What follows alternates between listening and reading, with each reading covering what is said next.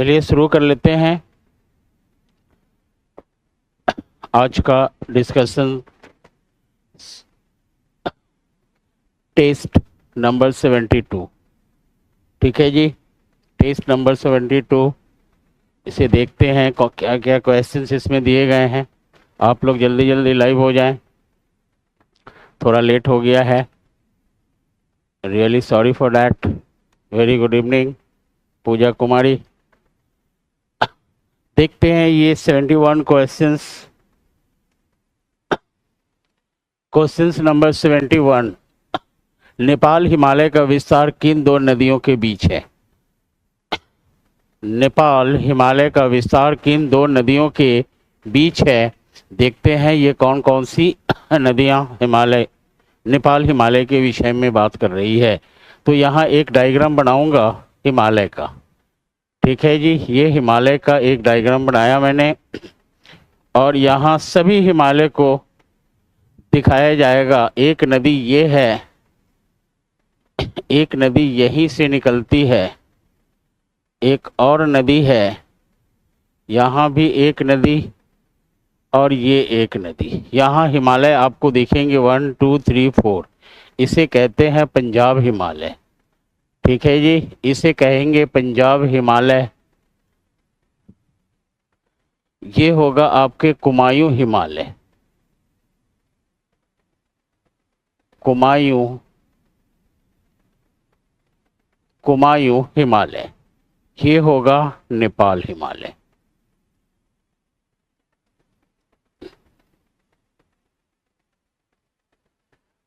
और ये होगी आपकी असम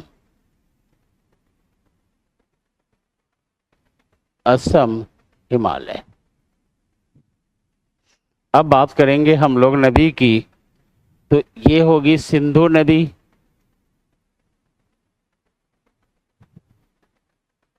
ये सतलज,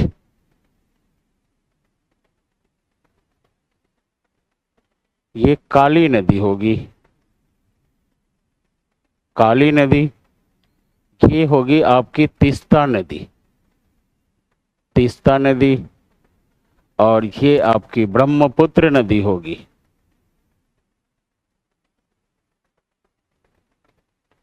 ब्रह्मपुत्र नदी। अब देखते हैं कि पूछा क्या जा रहा है, नेपाल हिमालय के विस्तार किन दो नदियों के बीच है? तो इसमें काली नदी और तीस्ता नदी के बीच में आपके क्या है? तो हिमालय है, इसकी बात हो रही है। ये है आपके हिमालय। कौन सा हिमालय? तो नेपाल हिमालय। इसे नेपाल हिमालय के बारे में जो क्वेश्चन पूछा हुआ है, क्या सही उत्तर होंगे काली और तीस्ता नदी के बीच? तो यहाँ आंसर दिया हुआ है बी में, काली एवं तीस्ता नदी के मध्य स्थित है हमारा नेपाल हिमालय। नेपाल हिमालय, यहाँ आंसर आपके क्या होंगे? तो बी होंगे, 71 का बी होगा। नेक्स्ट हम लोग देख लेते हैं। सारे हिमालय यहाँ पर आपको दिखेंगे, जो भी इसमें ऑप्शन दिया है सारे हिमालय आपको दिखेंगे कि जैसे ये आपके पंजाब हिमालय किन दो नदियों के मध्य स्थित है, कुमायूं हिमालय किन दो नदियों के मध्य स्थित है, आपके नेपाल हिमालय कौन दो नदियों के मध्य स्थित है, फिर आपके असम हिमालय कौन दो नदियों के मध्य स्थित है। अब इसकी हम लंबाई की बात करें, लंबाई की बात करें तो ये नदी आपके 560, ये जो हिमालय है 560 किलोमीटर है। इस हिमालय की बात करें तो ये 320 किलोमीटर है। और सबसे ज़्यादा लंबी आपकी हिमालय है तो वो है नेपाल हिमालय, जो 800 किलोमीटर है। और असम हिमालय की बात करें तो ये 720 किलोमीटर है, ठीक है। तो सबसे लंबी हिमालय आपकी या सबसे बड़ी हिमालय नेपाल हिमालय है, जो काली और तीस्ता नदी के मध्य स्थित है, जो काली और तीस्ता नदी के मध्य स्थित है। नेक्स्ट क्वेश्चंस देखते हैं। राजस्थान में बहुत कम वर्षा होती है क्योंकि? राजस्थान में कम वर्षा होने का क्या कारण है? इसमें कुछ आपके ऑप्शन दिए हुए हैं, तो देखते हैं कौन से सही उत्तर होंगे इसके। ए में देखते हैं, हवाएं किसी प्रकार की बाधाओं को पार नहीं करती हैं। जिसके कारण ठंडा होने के लिए आवश्यक ऊंचाई नहीं प्राप्त होती है। ठीक है, ये एक सही लग रहा है। नेक्स्ट देखेंगे, मानसून इस क्षेत्र में पहुंचने में असफल रहता है। असफल रहता है, ये गलत है आपके। यहाँ बहुत गर्मी होती है, तो यहाँ गर्मी तो होती है, गर्मी तो होती है, लेकिन गर्मी तो पूरे के पूरे भारत वर्ष में ही होता है। कब? जब ग्रीष्मकाल होता है। तो एक तरह से ये भी सटीक नहीं है। तो देखते हैं इन तीनों में से कौन सही होगा। तो आपका एक सही हो रहा है। हवाएं किसी प्रकार की बाधाओं को पार नहीं करती है, जिसके कारण ठंडा होने के लिए आवश्यक ऊंचाई नहीं प्राप्त होता है। तो यहाँ एक डायग्राम के माध्यम से समझेंगे इसको कि ये हमारी भारत, ये भारत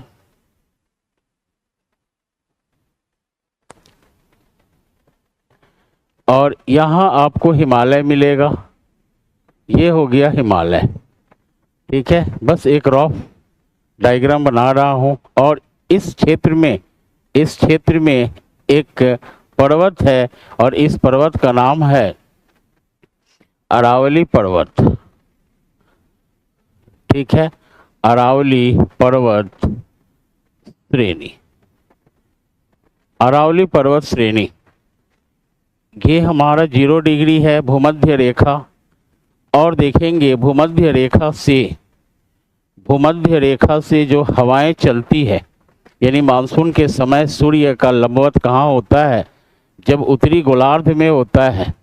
तो यहाँ ताप क्या है? अधिक होता है। जब ताप अधिक होगा तो दाब क्या हो जाएगा? निम्न हो जाएगा। दाब क्या होगा?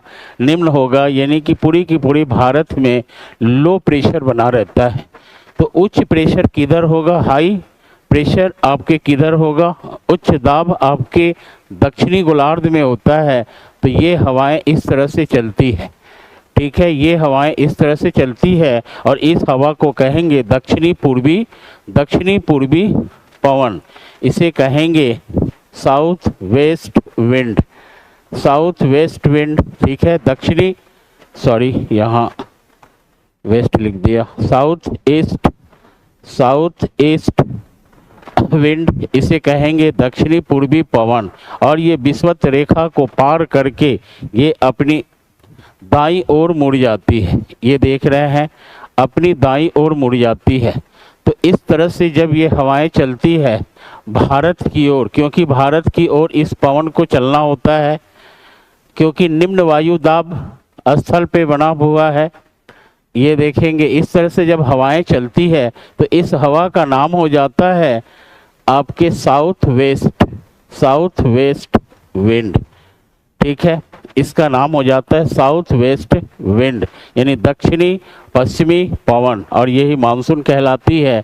अब देखेंगे कि ये आरावली का विस्तार पवन के समानांतर है, पवन के समानांतर है। और वैसे भी आरावली पर्वत क्या है? तो एक छोटी सी पर्वत है। छोटी कहने का मतलब कि अपर्दन हो करके अब इसके क्या बच गए हैं? अवशेष बच गए हैं। तो इसकी हाइट बहुत कम होने के कारण इस पवन का कोई बाधक नहीं होता है। और ये पवन इसके समानांतर है, तो ये पवन निकल जाती है इसके आजू बाजू से और निकल करके हिमालय के पर्वत से टकराती है। और इस क्षेत्र में अर्थात पंजाब में, ठीक है, पंजाब एवं हरियाणा में वर्षा करती है, लेकिन आपके राजस्थान वाला एरिया में वर्षा नहीं हो पाता है, क्योंकि कोई बाधक सॉलिड कोई बाधक नहीं होता है। जब तक पर्वत नहीं होगा और पवन उससे टकराएगी नहीं और ऊपर की ओर जाकर ठंडी नहीं होगी तो बादल का निर्माण नहीं होगा और वर्षा नहीं होगा। उसका मुख्य कारण क्या है कि कोई इस क्षेत्र में बाधक नहीं है। एक तो देखिए कि ना ही गुजरात में कोई ऐसा पर्वत है भी तो पठार है, गिर पठार है। उसके बाद में जो ये अरावली पर्वत मिलती है तो पवन के बिल्कुल क्या है? समानांतर है, पैरेलल है। जैसे पवन प्रवाहित हो रही है और इसकी लंबाई जो है किधर से? दक्षिण से उत्तर की ओर है।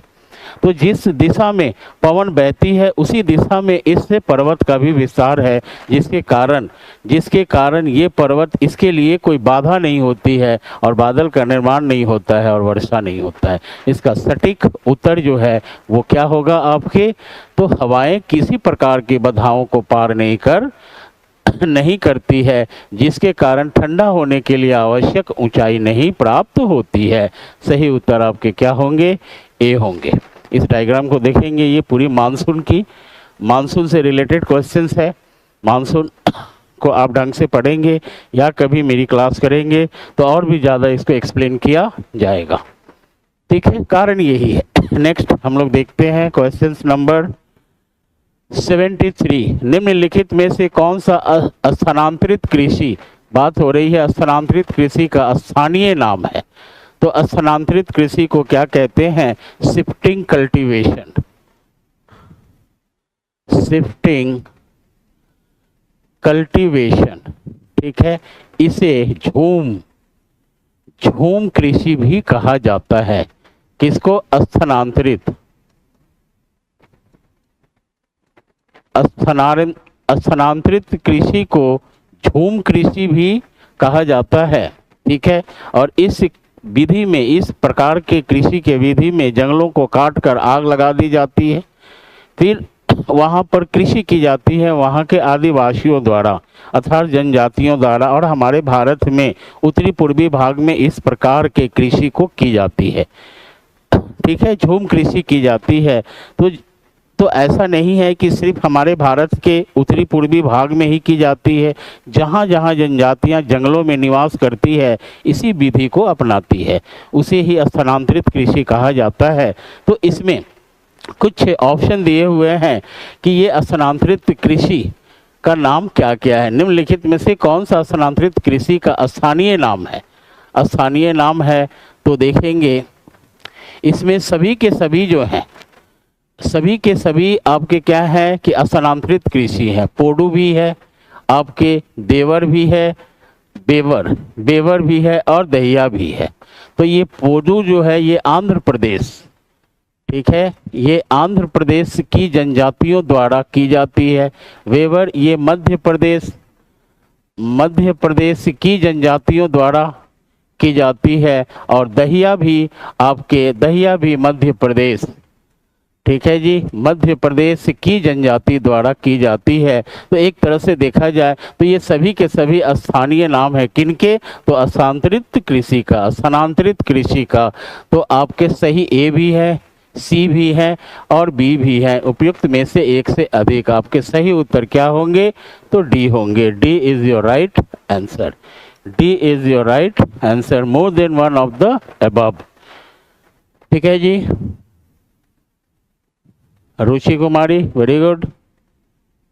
इतने सारे डी लिख दिया आपने, एक ही लिख दी थी, कोई बात नहीं, चलिए नेक्स्ट आते हैं। एक ही डी होगा। निम्नलिखित पवन प्रणालियों में से कौन सी दबाव प्रतिरूप में मौसमी उत्क्रम से प्रभावित होती है। मौसमी उत्क्रम से इसमें से कौन से प्रभावित होने वाले हैं, तो देखेंगे ये होगा आपके मानसून होगा, क्योंकि व्यापारिक पवन जो है ये आपके हमेशा बहने वाली पवन है। ठीक है, हमेशा बहने वाली पवन है, यानी कि परमानेंट विंड है ये।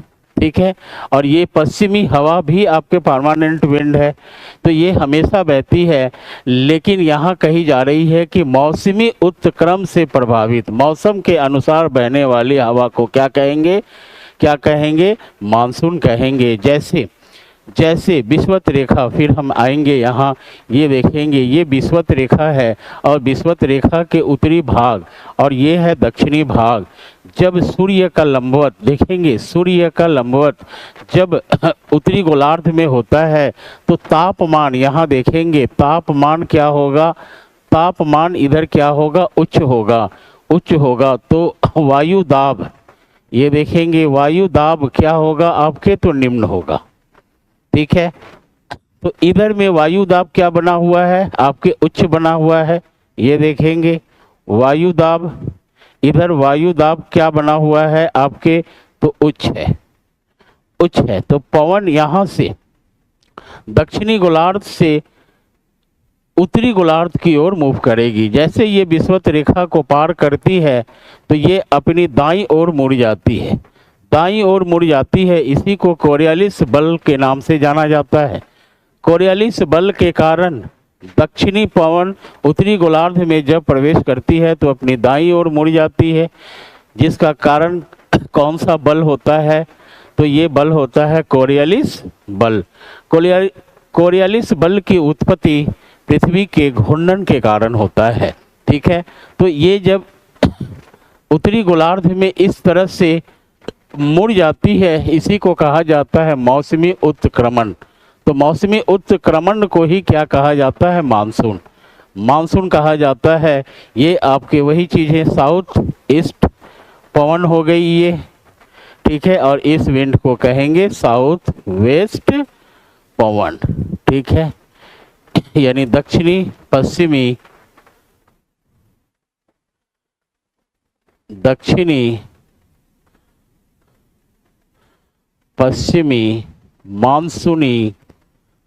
मानसूनी पवन, मानसूनी पवन। ठीक है, ये आपके सी सही उत्तर हो रहे हैं इसमें।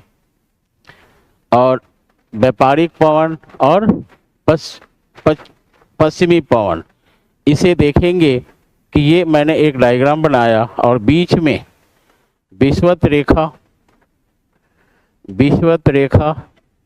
एक रेखा, दूसरी रेखा, और यहाँ जो पवन दिखाया जाएगा वो परमानेंट विंड होगा। जैसे इसे ध्रुवीय पवन कहा जाता है और इसे पछुआ पवन कहा जाएगा, इसे पछुआ पवन कहा जाएगा और इसे व्यापारिक पवन कहा जाता है।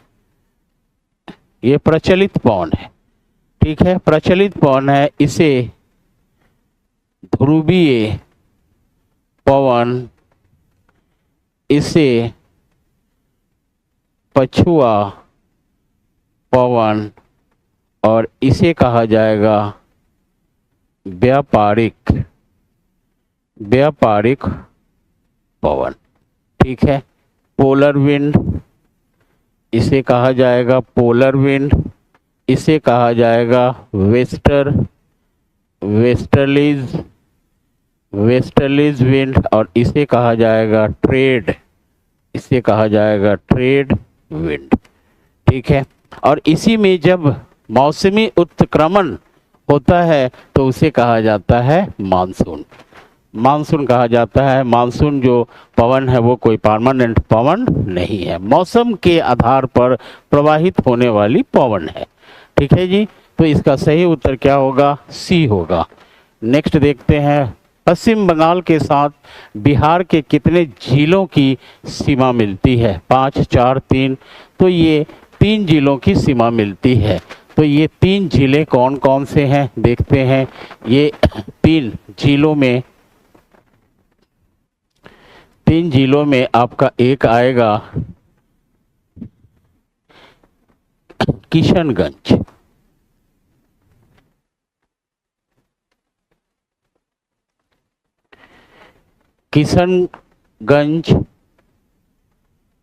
ठीक है, दूसरा जिला आएगा आपका पूर्णिया और तीसरा आएगा कटिहार। ये 3 जिला जो हैं पश्चिम बंगाल, ठीक है, ये 3 जिला पश्चिम बंगाल के साथ बिहार के जिलों की सीमा बनाती है। ठीक है, 3 जिला। अब आपके ये हो गया पश्चिम बंगाल और इस तरफ में होगा, ये होगा आपके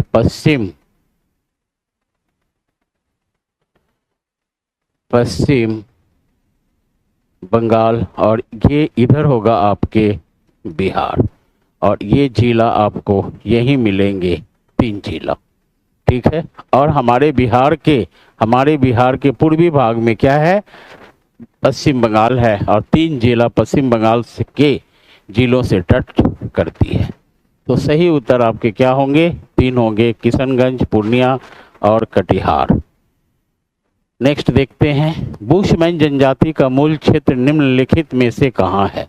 तो बुशमैन एक जनजाति है जो माना जाता है कि विश्व की सबसे खतरनाक जनजाति है, और ये अफ्रीका महाद्वीप के बोत्सवाना देश के बुशमैन बोल रहा हूँ, बोत्सवाना देश के कालाहारी मरुस्थल में निवास करती है। तो देखते हैं ये बुशमैन जनजाति का मूल क्षेत्र क्या है, तो कालाहारी मरुस्थल।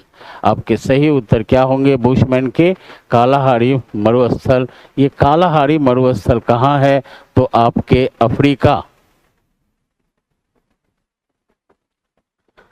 अफ्रीका महाद्वीप के बोत्सवाना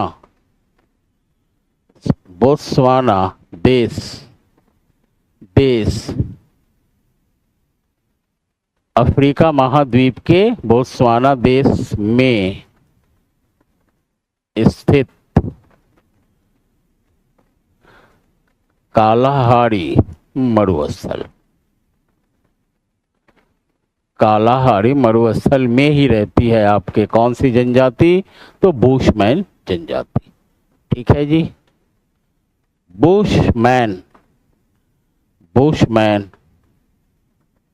जनजाति, इसे विश्व का सबसे खतरनाक जनजाति भी कहा जाता है, माना जाता है, क्योंकि ये जनजाति एक प्रकार के मानवभक्षी भी हैं। मानवभक्षी हैं यानी कि मानव का भी शिकार करके अपना भोजन करते हैं। ठीक है, अब देखते हैं सहारा मरुस्थल में आपके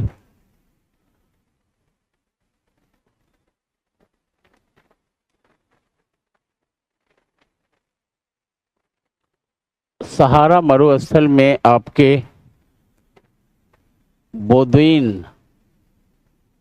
बोदुइन नामक, इसे कहेंगे,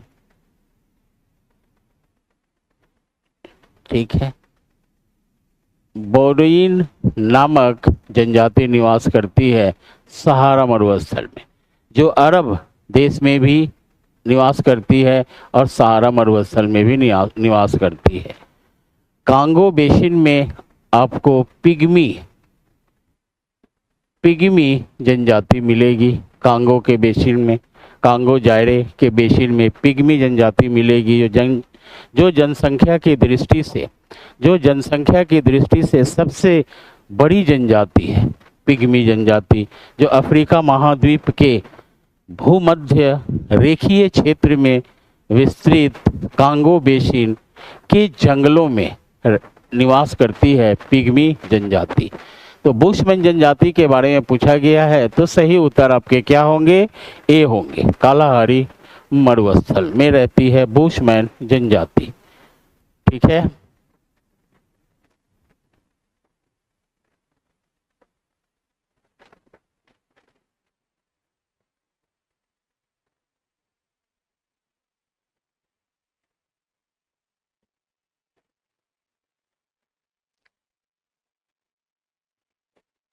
नेक्स्ट क्वेश्चंस में आते हैं हम लोग।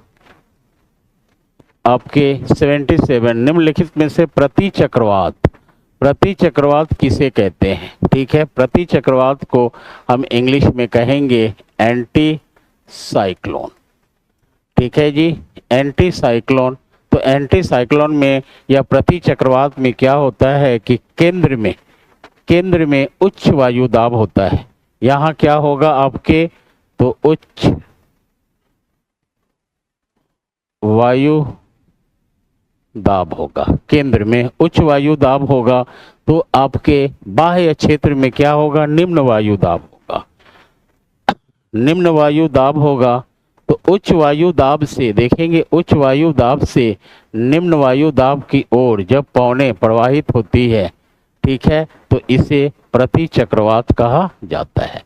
ये देख रहे हैं, ये केंद्र से अर्थात सेंट्रल से ये किस तरफ पवन प्रवाहित हो रही है, तो बाहर की ओर, और इसी को कहा जाता है आपके प्रति चक्रवात। ठीक है, केंद्र में क्या बना हुआ है, उच्च वायु दाब बना हुआ है, और केंद्र से बाहर की ओर निम्न वायु दाब बना हुआ है। निम्न वायु दाब, निम्न वायु दाब। ठीक है, तो उच्च वायु दाब से निम्न वायु दाब की ओर क्या है, हवा चलती है, और इसी को कहा जाता है एंटी साइक्लोन अर्थात प्रति चक्रवात। प्रति चक्रवात की उत्पत्ति हमेशा उच्च अक्षांशों में ही होता है, उच्च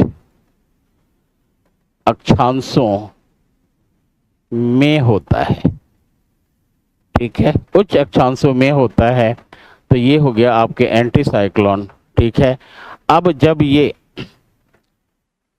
हमारे उत्तरी गोलार्ध में जब प्रति चक्रवात है तो ये पवन जो है घड़ी के समान प्रवाहित होती है। ठीक है, घड़ी के समान प्रवाहित होती है, यानी कि क्लॉकवाइज ये हवाएं क्या है, क्लॉकवाइज घूमती है, क्लॉकवाइज घूम करके बाहर जाएगी, और ठीक इसके दक्षिणी गोलार्ध में एंटी क्लॉकवाइज हवा घूमती है। प्रति चक्रवात में क्या है, एंटी क्लॉकवाइज दक्षिण में घूमेगी और क्लॉकवाइज किधर घूमती है आपके, तो उत्तरी गोलार्ध में। प्रति चक्रवात में केंद्र में उच्च वायु दाब होता है और निम्न वायु दाब बाहर की ओर होता है। तो केंद्र से पवन बाहर की ओर अर्थात निम्न वायु दाब की ओर प्रवाहित होती है, और इसकी उत्पत्ति हमेशा उच्च अक्षांशों में ही होता है। तो ये एक हो गया आपके प्रति चक्रवात, और एक होता है चक्रवात। तो चक्रवात भी दो प्रकार के होते हैं, एक होता है उष्ण चक्रवात और दूसरा होता है शीतोष्ण चक्रवात। ठीक है, उष्ण चक्रवात और शीतोष्ण चक्रवात। तो चक्रवात और वो उस प्रकार के चक्रवात जो हैं वो उष्ण कटिबंधीय और शीतोष्ण कटिबंधीय दोनों क्षेत्रों में होते हैं। ठीक है, तो यहाँ क्वेश्चन सिर्फ पूछा गया आपके प्रति चक्रवात, तो उसकी चर्चा फिर कभी क्वेश्चंस में आएगा तो की जाएगी। तो यहाँ देख लेते हैं इसके सही उत्तर क्या होंगे। एक निम्न वायु दाब, तो एक निम्न वायु दाब का क्षेत्र जिसमें उत्तरी गोलार्ध में पवनों की दिशा घड़ी की सुइयों के समकक्ष होता है। तो उत्तरी गोलार्ध में पवनों की दिशा घड़ी के सुइयों के समकक्ष होता है, सही है, बट आपके प्रति चक्रवात में निम्न वायु दाब नहीं होता है, उच्च वायु दाब होता है, तो ये गलत हो जाएगा। एक उच्च वायु दाब का क्षेत्र जिसमें उत्तरी गोलार्ध में पवनों की दिशा घड़ी की सुइयों के समकक्ष होती है, बिल्कुल सही है, क्योंकि वहाँ उच्च वायु दाब है। ठीक है, तो बी आपके सही हो रहे हैं। फिर सी देख रहे हैं, एक निम्न वायु दाब, फिर निम्न वायु दाब की बात आ गई, तो ये होगा नहीं। दाब का क्षेत्र जिसमें दक्षिणी गोलार्ध में पवनों की दिशा घड़ी की सुइयों के समकक्ष होती है, तो ये भी नहीं होगा। सही उत्तर आपके क्या होंगे, बी होंगे। B is your right answer. ठीक है जी, इसके सही उत्तर क्या होंगे, बी होंगे। नमस्कार जी दिलीप कुमार। चलिए फिर नेक्स्ट क्वेश्चंस को देखा जाए। यूराल पर्वत एशिया के किस ओर है, यूराल पर्वत एशिया के किस ओर है। ठीक है, तो देखते हैं किस ओर होगा। उत्तर पश्चिम, उत्तर पूर्व, दक्षिण पश्चिम। ठीक है, दक्षिण पश्चिम, युक्त में से कोई नहीं। तो इसके सही उत्तर हम देखते हैं कि ये है हमारी यूराल पर्वत, ये है यूराल पर्वत, और यूराल पर्वत एशिया और यूरोप को अलग करती है। ठीक है, तो एशिया आपका इधर है और इस तरफ में क्या है, यूरोप है, और इसका विस्तार यानी यूराल पर्वत का विस्तार देखेंगे, यूराल पर्वत श्रेणी। ठीक है, अब इसका विस्तार जो है किस दिशा में है, तो देखेंगे कि दक्षिण पश्चिम से उत्तर पूरब की ओर है, उत्तर पूरब की ओर है। ठीक है, इस तरह से बिछड़ी हुई है, तो देखेंगे उत्तर पूरब, यहाँ आंसर दे रहा है उत्तर पूरब, तो आपका एशिया किधर है, उत्तर पूरब की ओर है, ऐसे इसका विस्तार है। तो आपके उत्तर पूरब क्या होगा, सही उत्तर होगा। इसको समझने के लिए, दिशा को समझने के लिए आप यहाँ से ठीक बीचों बीच इसका एक लाइन खींचेंगे, ठीक है, तो दिशा आपको खुद अपने आप समझ में आ जाएगी कि ये नॉर्थ होगा, ये आपके क्या होंगे, नॉर्थ होंगे, और ये साउथ होगा, और ये क्या होगा आपके, तो वेस्ट होगा, ये आपके वेस्ट होगा, और इधर क्या होगा आपके ईस्ट होगा। तो फिर ये क्या हो जाएगा, ये वाली दिशा, तो ये नॉर्थ ईस्ट हो जाएगा, ये दिशा आपके नॉर्थ वेस्ट हो जाएगा, ये दिशा साउथ वेस्ट हो जाएगा, और ये दिशा साउथ ईस्ट हो जाएगा। तो इसमें से आप खुद बता सकते हैं कि एशिया के तरफ हमारा यूराल पर्वत श्रेणी किस दिशा में है। ये बिल्कुल मैप की चीज़ है, ये मैप से ही समझ में आता है, कहीं लिखा हुआ नहीं मिलेगा, जल्दी नहीं मिलेगा आपको। तो मैप का लोकेशन आप हमेशा करते रहेंगे, तो इस प्रकार के क्वेश्चंस को आप इजीली हैंडल कर सकते हैं। एटलस का प्रयोग थोड़ा सा कीजिए, ज्योग्राफी में एटलस बहुत ही ज़रूरी होता है, थोड़ा सा नहीं बहुत ही ज़रूरी होता है, ठीक है जी। तो अध्ययन इसका ज़रूरी है, इस डायरेक्शन से ही पता चल जाता है यूराल पर्वत एशिया के किस ओर है। तो किस ओर है, तो उत्तर पूरब, देखिए उत्तर पूरब दिया हुआ है, इसका विस्तार ऐसा ही है, ठीक है जी।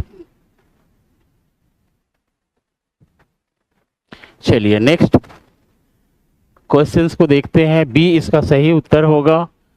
नेक्स्ट 79 क्वेश्चन को देखते हैं, वायुमंडल में ओजोन को मापने वाले, एक बार और क्वेश्चन पूछा था, ओजोन को मापने के लिए यूवी अल्ट्रावायलेट स्पेक्ट्रोफोटोमीटर, ठीक है जी,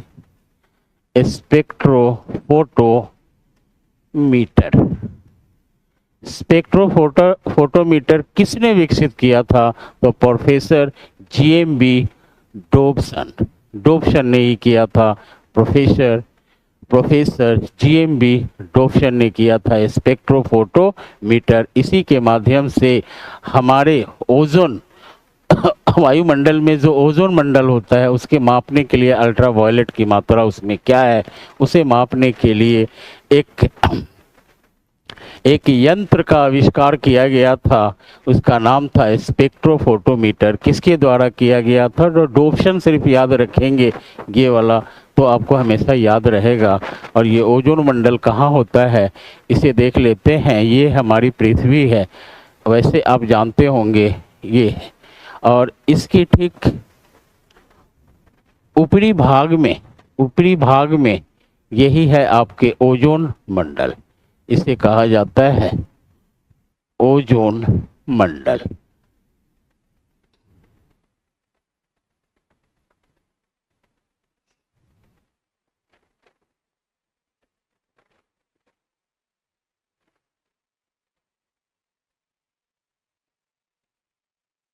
ओजोन मंडल, और ये पूरी की पूरी क्या है आपके, तो ये है समताप मंडल, और ये आपके होंगे क्षोभ, देखेंगे क्षोभ मंडल। पृथ्वी से क्षोभ मंडल में ताप क्या है, घटता है, यहाँ सम रहता है और फिर यहाँ बढ़ने लगता है, ठीक है। ओजोन मंडल में ताप क्या है, बढ़ता है, ठीक है, फिर ये ताप आपके घटने लगते हैं, फिर ये ताप जो है बढ़ता है और बढ़ता ही चला जाता है, ठीक है। तो ताप कहाँ घटता है, तो ये है मध्य मंडल है, ठीक है। मध्य मंडल के बाद में ये हो जाएगा आयन मंडल हो जाएगा, ठीक है। और आयन मंडल के बाद में ये हो जाएगा बाह्य मंडल, और बाह्य मंडल, आयन मंडल से ताप जब बढ़ना शुरू होता है तो बाह्य मंडल होते हुए ताप बढ़ता चला जाता है, ठीक है। इधर जब ये लाइन इधर आ रहा है इसका मतलब कि ताप क्या हो रहा है, घट रहा है, और इस तरफ जाएगा तो ताप क्या है, बढ़ रहा है, घट रहा है, बढ़ रहा है, ठीक है। इसको वायुमंडल में पढ़ाया जाता है।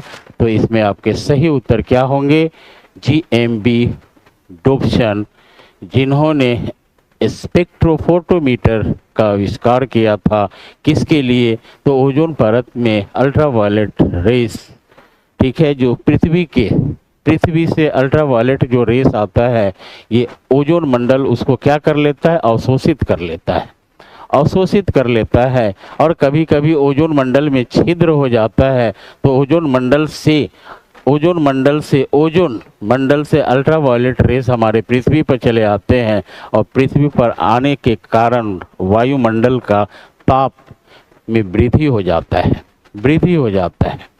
ठीक है जी, नेक्स्ट क्वेश्चंस करेंगे। 79 हो चुका, 80 क्वेश्चंस को देखते हैं।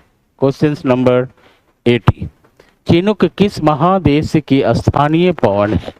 ठीक है, चिनुक की बात हो रही है, ये एक स्थानीय पवन है, तो किस देश की है? ठीक है, स्थानीय पवन का मतलब होता है लोकल विंड्स। लोकल विंड्स होता है, इसका अर्थ होता है कि ये हमेशा प्रवाहित नहीं होती है। ठीक है, किसी विशेष स्थान में विशेष समय में ही प्रवाहित होती है। ये परमानेंट विंड नहीं है, ये स्थानीय है, लोकल विंड है। तो इसका ड्यूरेशन जो होता है, अवधि जो होता है, वो 2 से 3 माह तक ही होता है। 2 से 3 माह तक ही प्रवाहित होती है, उसके बाद लुप्त हो जाती है। वर्ष में उससे कम भी हो सकता है और ज़्यादा भी हो सकता है, मतलब ज़्यादा 3 महीना से नहीं होता है। ठीक है, तो 2 से 3 महीना ही आप मान सकते हैं। इस प्रकार जैसे हमारे भारत में एक लोकल विंड प्रवाहित होती है, यानी स्थानीय पवन प्रवाहित होती है, जिसे लू के नाम से जाना जाता है। तो क्या लू हमेशा चलती है? नहीं, एक विशेष समय में वो प्रवाहित होती है, जून और जुलाई माह में, उसके बाद में वो खत्म हो जाती है। इसी प्रकार के हर देश में स्थानीय पवन होता है। तो स्थानीय पवन 2 प्रकार के होते हैं, एक गर्म होता है और एक ठंडी होती है। स्थानीय पवन एक गर्म होगी और दूसरी क्या होगी, ठंडी होगी। तो जैसे लू पवन हमारे भारत में प्रवाहित होती है, स्थानीय लू पवन, तो वो किस प्रकार की है, तो गर्म प्रकार की है, गर्म पवन है, तो उसे स्थानीय कहते हैं। उसी प्रकार से ये भी एक स्थानीय पवन है, चिनुक। तो किस महादेश में ये प्रवाहित होती है, उसी के विषय में पूछा जा रहा है। तो ये पवन चिनुक जो है कनाडा और यूएसए देश में प्रवाहित होती है। तो दोनों को मिलाकर महादेश कहेंगे। तो उत्तरी अमेरिका, इसमें लिखा होगा कहीं उत्तरी अमेरिका, देखेंगे उत्तरी अमेरिका में चिनुक पवन प्रवाहित होती है। तो इसे देखेंगे कि ये आपके रॉकी पर्वत है। ये देखेंगे, इस पर्वत को कहेंगे रॉकी माउंटेन। ये आपके रॉकी माउंटेन है, ठीक है। और यहाँ ये आपका यूएसए है और ये हो जाएगा आपके कनाडा, ठीक। और इसके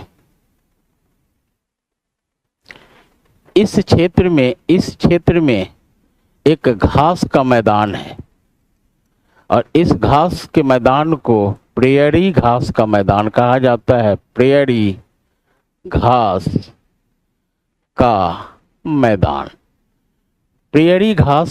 मैदान कहा जाता है। तो रॉकी पर्वत के पूर्वी भाग में, ये देखेंगे पूर्वी भाग में रॉकी पर्वत के पूर्वी ढाल से एक पवन चलती है और इसी पवन को कहा जाता है चिनुक। इसी पवन को कहा जाता है चिनुक पवन, चिनुक स्थानीय पवन। और ये क्या होती है, तो गर्म पवन होती है, ठीक है। अब प्रेयरी घास के मैदान में बर्फों का जमाव होता है और ये गर्म पवन जब इस क्षेत्र में प्रवेश करती है तो बर्फ पिघलने लगते हैं।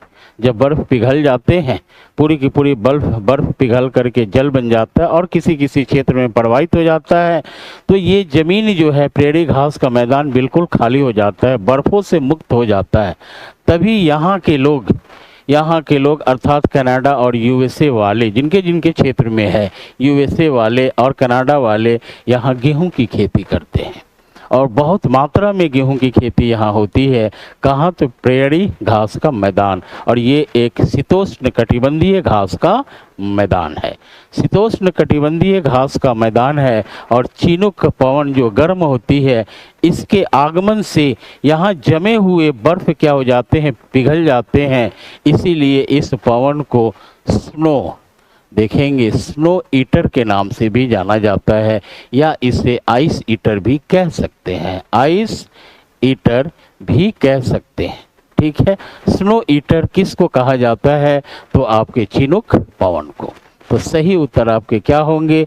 उत्तरी अमेरिका। चिनुक पवन कहाँ प्रवाहित होती है? उत्तरी अमेरिका। तो किन देशों में? तो कनाडा और यूएसए में। कहाँ प्रवाहित होती है? तो रॉकी पर्वत के पूर्वी ढाल पर, और ये एक गर्म पवन है। पूर्वी ढाल पर ही एक घास का मैदान है जिसका नाम है प्रेयरी, घास का मैदान, और वहीं बर्फ जमे रहते हैं, बर्फ को पिघला देती है, जिसके कारण इसे चिनुक पवन को स्नो ईटर के नाम से भी जाना जाता है। ठीक है, सही उत्तर आपके क्या होंगे? सी होंगे। नेक्स्ट आते हैं, भारत में कुल्लू घाटी निम्नलिखित में से किसकी खेती के लिए प्रसिद्ध है? कुल्लू घाटी, यानी कुल्लू घाटी आपके कहाँ है? तो हिमाचल। ठीक है जी, हिमाचल प्रदेश में है। हिमाचल प्रदेश में आपको कुल्लू घाटी मिलेगा, मनाली घाटी मिलेगा, बहुत ये सब टूरिस्ट प्लेस हैं। तो वहाँ मुख्य रूप से आपका क्या होते हैं? तो सेब होता है, सेब की खेती होता है। और सेब के साथ साथ देखेंगे, सेब के साथ साथ कौन कौन से और भी खेती होते हैं? तो आड़ू होता है, आड़ू। ठीक है, आड़ू और नाशपाती, नाशपाती। ठीक है, नाशपाती की भी खेती यहाँ अच्छी मात्रा में की जाती है। कहाँ? तो कुल्लू घाटी में। तो इसके सही उत्तर क्या होंगे? आपके सेब। सेब के साथ साथ में आड़ू और नाशपाती की भी खेती की जाती है। सेब के लिए फेमस है। वेरी गुड पूजा सिंह। हर्षराज सी, हाँ वेरी गुड, सी ही आंसर होगा। कोई दिक्कत?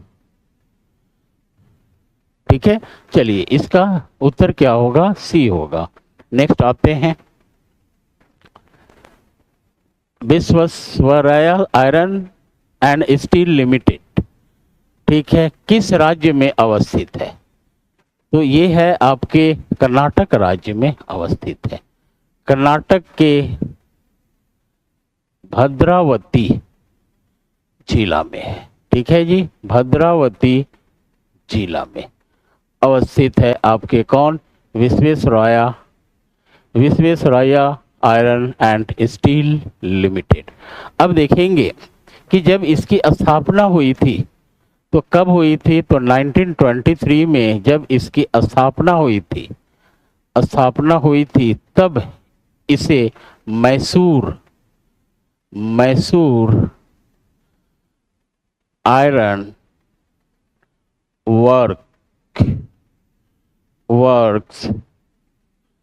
वर्क्स के नाम से जाना जाता था।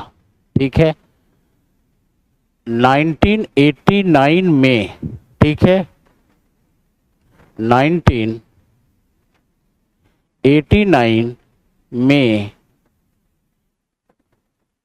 इसे सेल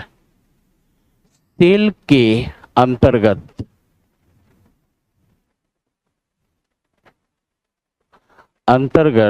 कर दिया गया, अंतर्गत कर दिया गया। ठीक है, सेल का मतलब होता है steel authority of India limited. ठीक है, अब ये पूर्ण रूप से सेल के अंतर्गत कार्य करती है। कौन? Visvesvaraya iron and steel company. लेकिन जब इसकी प्रारंभिक में स्थापना हुई थी तो नाम क्या था? मैसूर। ठीक है, यहां मैंने ना लिख दिया है, ठीक कर दूं इसे, मैसूर आयरन वर्क्स नाम था। कि कब? 1923 ईस्वी में। ठीक है, 1989 में इसे सेल के अंतर्गत कर दिया गया। सेल का अर्थ होता है steel authority of India limited. ठीक है जी, steel authority of India limited. सही उत्तर कर्नाटक होगा, जो भद्रावती जिला में स्थित है। नेक्स्ट क्वेश्चंस देखते हैं। पश्चिम बंगाल, तमिलनाडु, वैसा कुछ नहीं है। जो डायरेक्ट पूछा है ये एकदम आपके फैक्चुअल क्वेश्चन है, फैक्ट पे आधारित है। तो कर्नाटक और किस जिला, और इसकी थोड़ी सी कहानी को बता दी गई कि सबसे पहले इसकी जब स्थापना हुई थी 1923 में, तो इसका नाम क्या था, मैसूर आयरन वर्क्स। और 1989 में इसका नाम पड़ गया Visvesvaraya iron and steel company. किसके अंदर में ये काम करती है, किसके अंडर में, तो सेल के अंडर में ये आज वर्तमान में कार्यरत है। 82 क्वेश्चन का सही उत्तर सी होगा। नेक्स्ट देखते हैं, समुद्र सेन से बिहार की ऊंचाई। समुद्र सेन, समुद्र सेन का अर्थ होता है समुद्र तल से, ठीक है जी। समुद्र तल से, तल से बिहार की ऊंचाई क्या है, समझ रहे हैं कि ये हो गया आपके स्थल, ठीक है, और ये हो गया आपके समुद्र, ये समुद्र हो गया। वैसे भी हमारा बिहार लैंड लॉक्ड है और इसकी ऊंचाई पूछ रहा है, सपोज कि ये बिहार है, ठीक है, तो इसकी ऊंचाई पूछ रहा है, तो इसकी ऊंचाई आपके यहाँ लिखा हुआ है 173 फीट की बात हो रही है, ठीक है। तो 173 फीट का मतलब होता है कि आपके 53 क्या है, तो मीटर है। 53 मीटर में पूछिएगा तो 53 देगा, और वैसे फुट फीट में पूछ रहा है तो क्या होगा, 173 फीट ऊंचा है हमारे समुद्र। ये है समुद्र, समुद्र तल से हमारा बिहार, मान लीजिए कि यही हमारा बिहार है, मानकर चलेंगे। बिहार की ऊंचाई कितनी है समुद्र तल से, ये हो गया आपके समुद्र तल, ठीक है। ऊपरी भाग, समुद्र का ऊपरी भाग जो होता है, जल का ऊपरी भाग होता है, उसे तल कहा जाता है और इसे नितल कहा जाता है, इसे कहा जाता है नितल, ठीक है। बॉटम हो जाता है ये, इसे इंग्लिश में बॉटम कहा जाता है, ठीक है। अब वो ऊपरी भाग है, सतह, वाटर सरफेस इसको कहा जाएगा, इसे कहा जाता है वाटर सरफेस, वाटर सरफेस इसे कहा जाता है, जिसे कहा जाता है समुद्र तल। समुद्र तल से ऊंचाई हमारी बिहार की कितनी है, तो मीटर में पूछेगा 53, यदि फीट में पूछेगा 173, ठीक है। समुद्र सेन लिखा हुआ है, समुद्र सेन का मतलब होता है समुद्र तल से ऊंचाई, ठीक है। सही उत्तर इसके क्या होंगे, सी होंगे। नेक्स्ट देखते हैं, बिहार,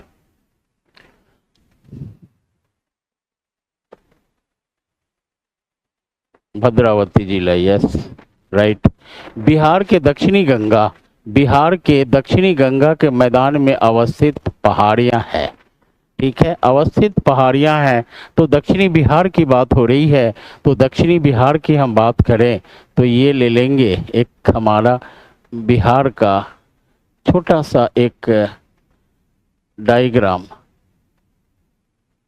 ये ठीक है, छोटा सा एक डायग्राम मैंने बनाया रफली, और यहाँ से एक नदी को दिखाया गया, और ये नदी आपकी गंगा है, ये नदी आपकी गंगा है। और ठीक इसके नीचे वाले भाग में, नीचे वाले भाग में ये आपके पठारी क्षेत्र है, ठीक है। ये जो है बिहार का कुछ भाग जो है ना पठारी क्षेत्र में है, यही आपका छोटा नागपुर पठार है, ठीक है जी। अब देखते हैं, बिहार के दक्षिणी गंगा के मैदान में अवस्थित पहाड़ियां हैं, पहाड़ियां यानी कि यहाँ पर ये दक्षिणी बिहार हो गया और ये उत्तरी बिहार हो गया। तो यहाँ पे जो पहाड़ मिलेगा वो किस क्रम का मिलेगा, तो धारवाड़ क्रम का मिलेगा, ठीक है। धारवाड़ क्वार्टजाइट, ठीक है, धारवाड़, धारवाड़ क्वार्टजाइट, ठीक है। आपका ए सही उत्तर होगा, ए इज योर राइट आंसर, क्योंकि ये पूरी की पूरी, ये पूरी की पूरी जो आपके चट्टान है, ये जो पठार है वो कब की है, किस क्रम की है, तो धारवाड़, देखेंगे धारवाड़ क्रम की है, ठीक है, क्रम की पठार है ये छोटा नागपुर पठार। तो इसमें जो पहाड़ियाँ मिलेगी वो किस क्रम के होंगे, तो धारवाड़ के ही होंगे, ठीक है। ये है आपका सही उत्तर, ये आपकी गंगा नदी है, ये आपकी गंगा नदी हो गई, ठीक है। और ये उत्तरी बिहार और ये दक्षिणी बिहार हो गया। ये बिहार का नक्शा कुछ बनाया गया है। सही उत्तर आपके क्या होंगे? ए होंगे। ठीक है जी, सही उत्तर आपके क्या होंगे? ए होंगे। नेक्स्ट क्वेश्चंस देखते हैं। कैमूर बक्सर जिले में किस मिट्टी की अत्यधिक विस्तार है? किस मिट्टी की अत्यधिक अत्यधिक अत्यधिक विस्तार है? तो फिर से एक मैप, वही बिहार की है ना, फिर बिहार की एक मैप बना करके यहाँ थोड़ी सी दिखाना होगा आपको। फिर से यहाँ देखेंगे कि एक और नदी गुजर रही है, वही नदी आपकी गंगा नदी। ठीक है, ये हो गया उत्तर और ये हो गया दक्षिण। और कैमूर बक्सर की बात की जा रही है, तो कैमूर आपके यहाँ होंगे, ये मान लीजिए कैमूर। और बक्सर की बात की जाए तो ये हो जाएगा आपका बक्सर। और इस क्षेत्र में जो मिट्टी मिलता है उसे पुरानी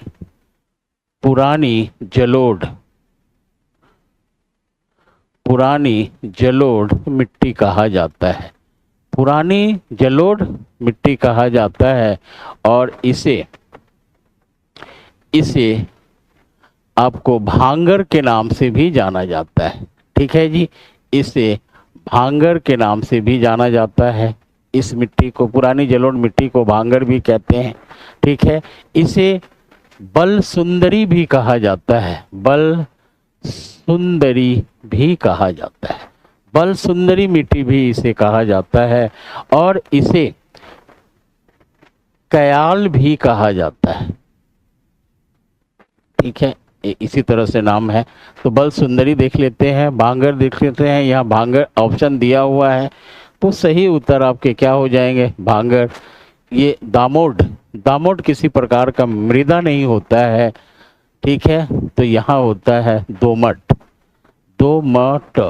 दोमट मृदा होता है, दामोट नहीं होता है। दामोट अंग्रेजी में भी लिखा हुआ है, इट्स नॉट अ सॉइल। ठीक है, भांगर आपके सही उत्तर होंगे।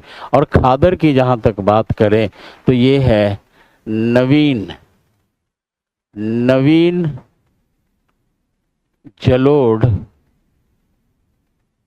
जलोढ़ मृदा है।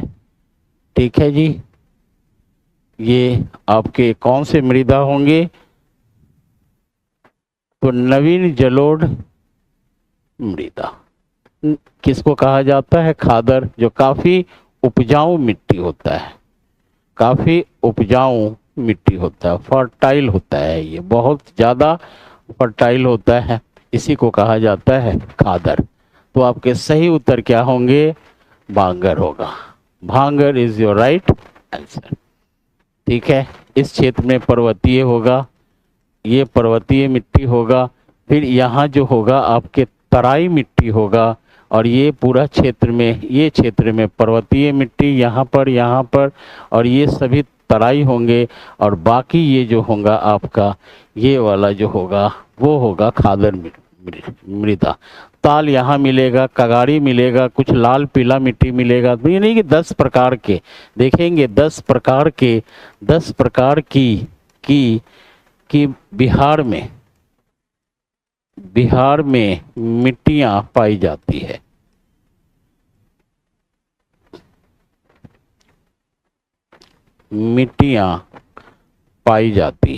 ठीक है जी, 10 प्रकार की मिट्टियां पाई जाती है। तो ये जब कभी मृदा बिहार से संबंधित पूछा जाएगा तो सारी डायग्राम को बना दी जाएगी।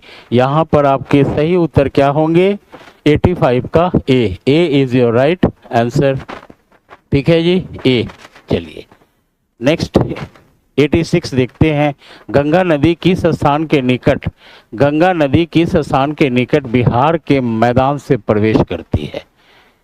गंगा नदी आपके आ तो रही है और बिहार में जब ये इंटर करती है, ठीक है, ये गंगा नदी है और ये उत्तर प्रदेश से आ रही है कहाँ?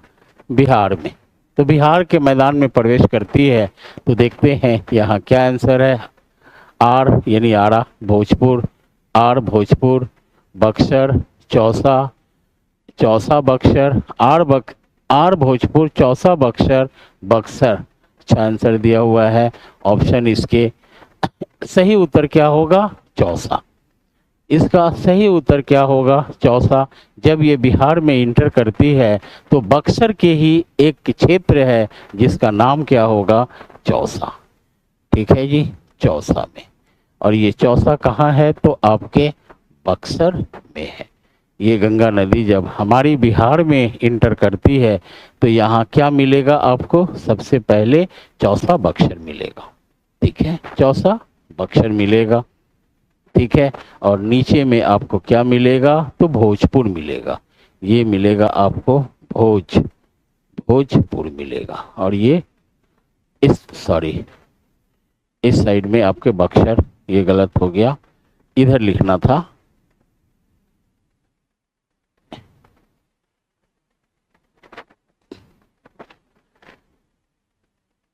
ठीक है, यहाँ से ये जाती है और यही क्षेत्र आपके क्या है? तो चौसा बक्सर। ठीक है, चौसा बक्सर। ठीक है, सबसे गंगा नदी किस स्थान के निकट बिहार के मैदान में मिलती है? तो चौसा बक्सर में मिलती है। नेक्स्ट, बिहार के निम्न प्रशासनिक विभागीय जोड़ों में से किस जोड़ों से गंगा नदी नहीं बहती? अच्छा, किस जोड़ों से गंगा नदी नहीं बहती? प्रशासनिक विभागीय, तो प्रशासनिक विभागीय को यहाँ कहेंगे मंडल, यानी डिवीजन कहेंगे, डिवीजन।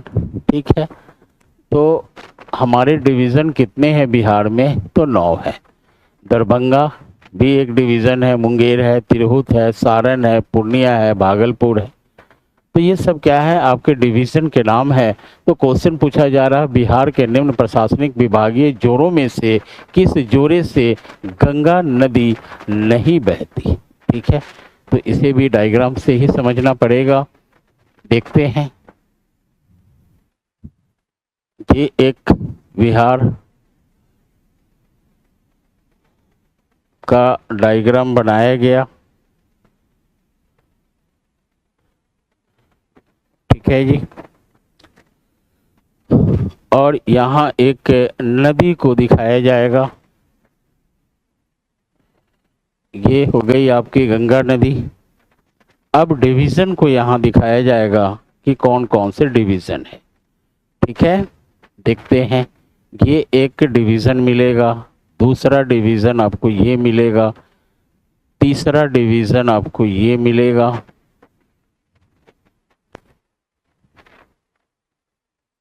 चौथा डिवीज़न आपको ये मिलेगा, पांचवा डिवीज़न ये मिलेगा।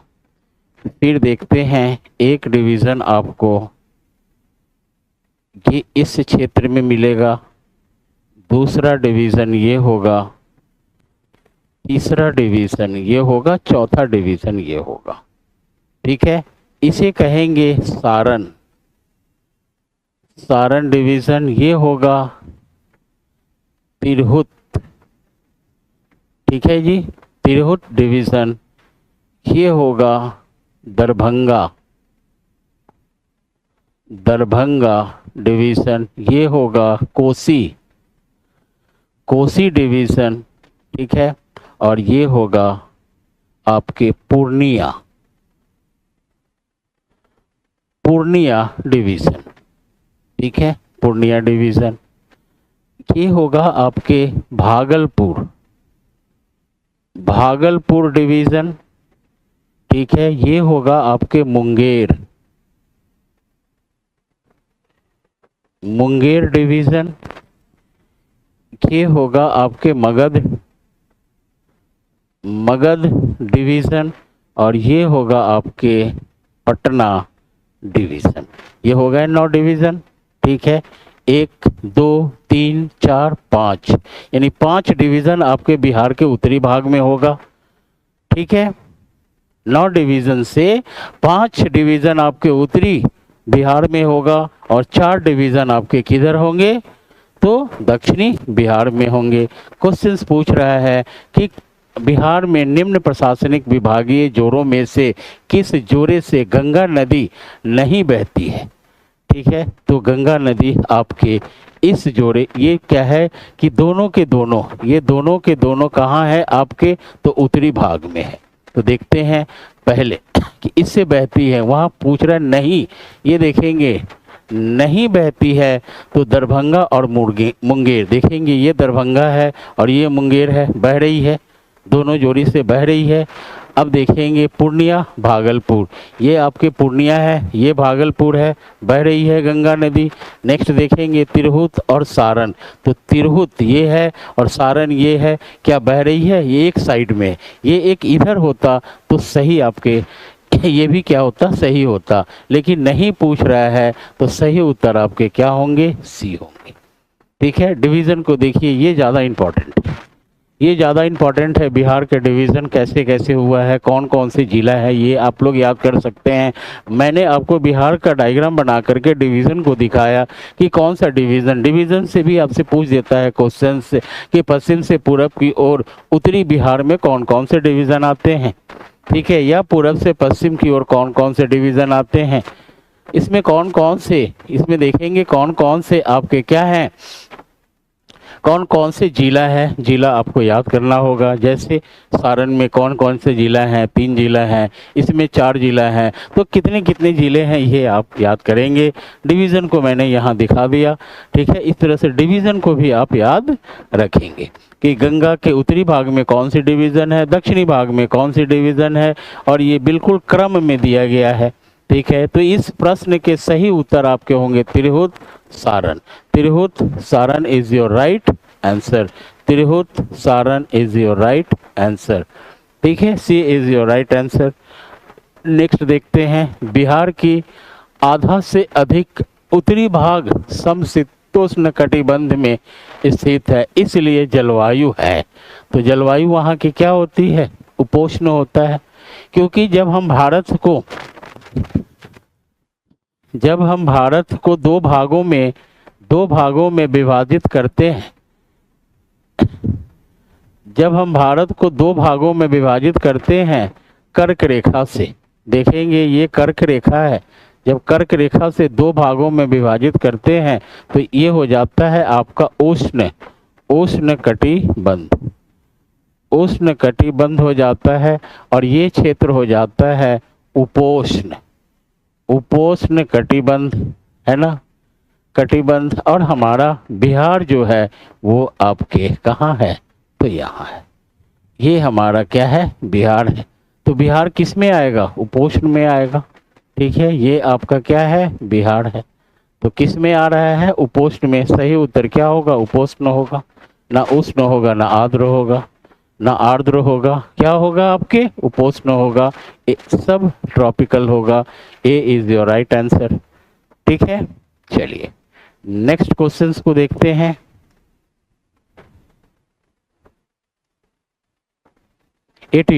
नेपाल में नारायण घाट और बिहार में वाल्मीकि नगर से जल प्रवाह की मात्रा का पूर्वानुमान बताता है, तो ये इसमें से कौन सा होगा। जैसे कोसी वैसे नेपाल से तो निकलती है, लेकिन वाल्मीकि नगर की जहाँ तक बात करें तो वाल्मीकि नगर आपके चंपारण डिस्ट्रिक्ट में है, ठीक है। अब कोसी इसमें होगी नहीं, मॉडल ये बनाती नहीं है।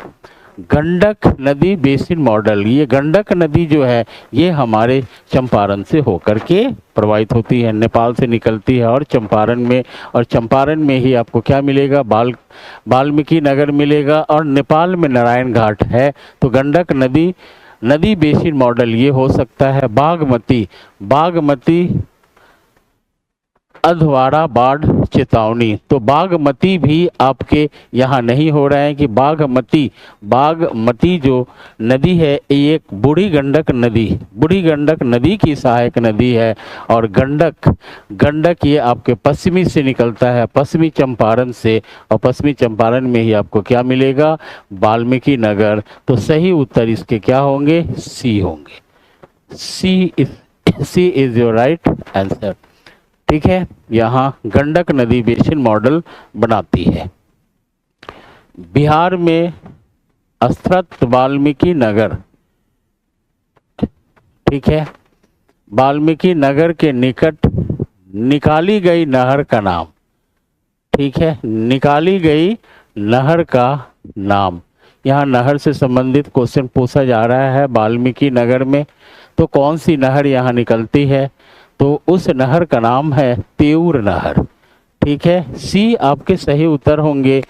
तेऊर एक छोटी सी, देखेंगे, छोटी नहर सिंचाई, छोटी नहर, छोटी नहर सिंचाई, सिंचाई परियोजना है। छोटी नहर सिंचाई परियोजना है और इस नहर का निर्माण, इस नहर का निर्माण तेऊर नामक, तेऊर नामक नदी पर ही किया गया है, ही किया गया है।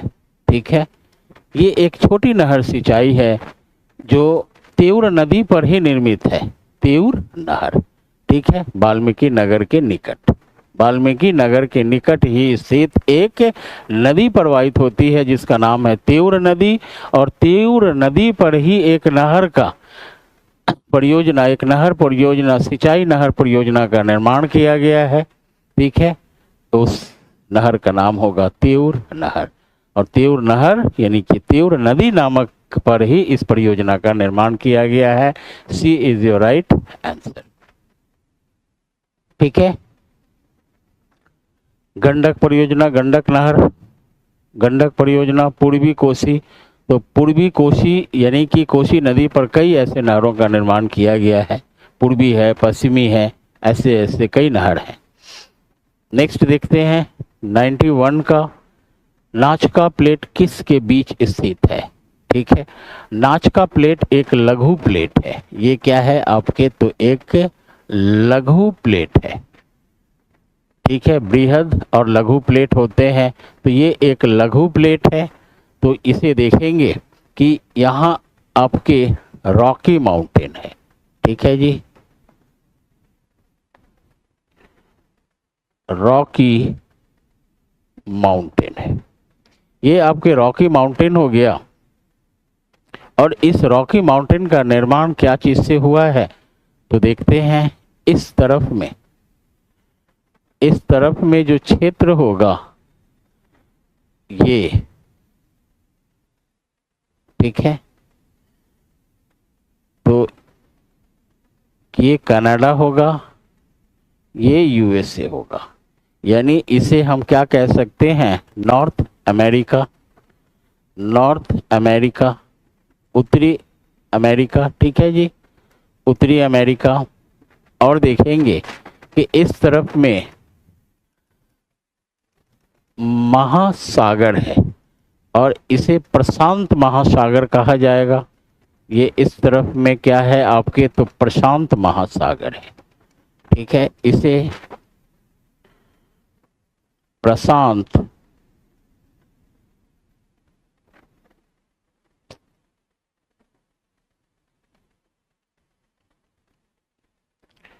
प्रशांत महासागर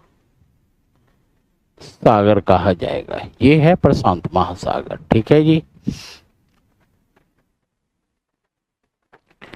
ये रॉकी माउंटेन हो गया, यहां दिखाया गया है रॉकी माउंटेन। अब देखेंगे कि इन्हीं के बीच में एक प्लेट है यहां। ठीक है जी, एक प्लेट है यहां,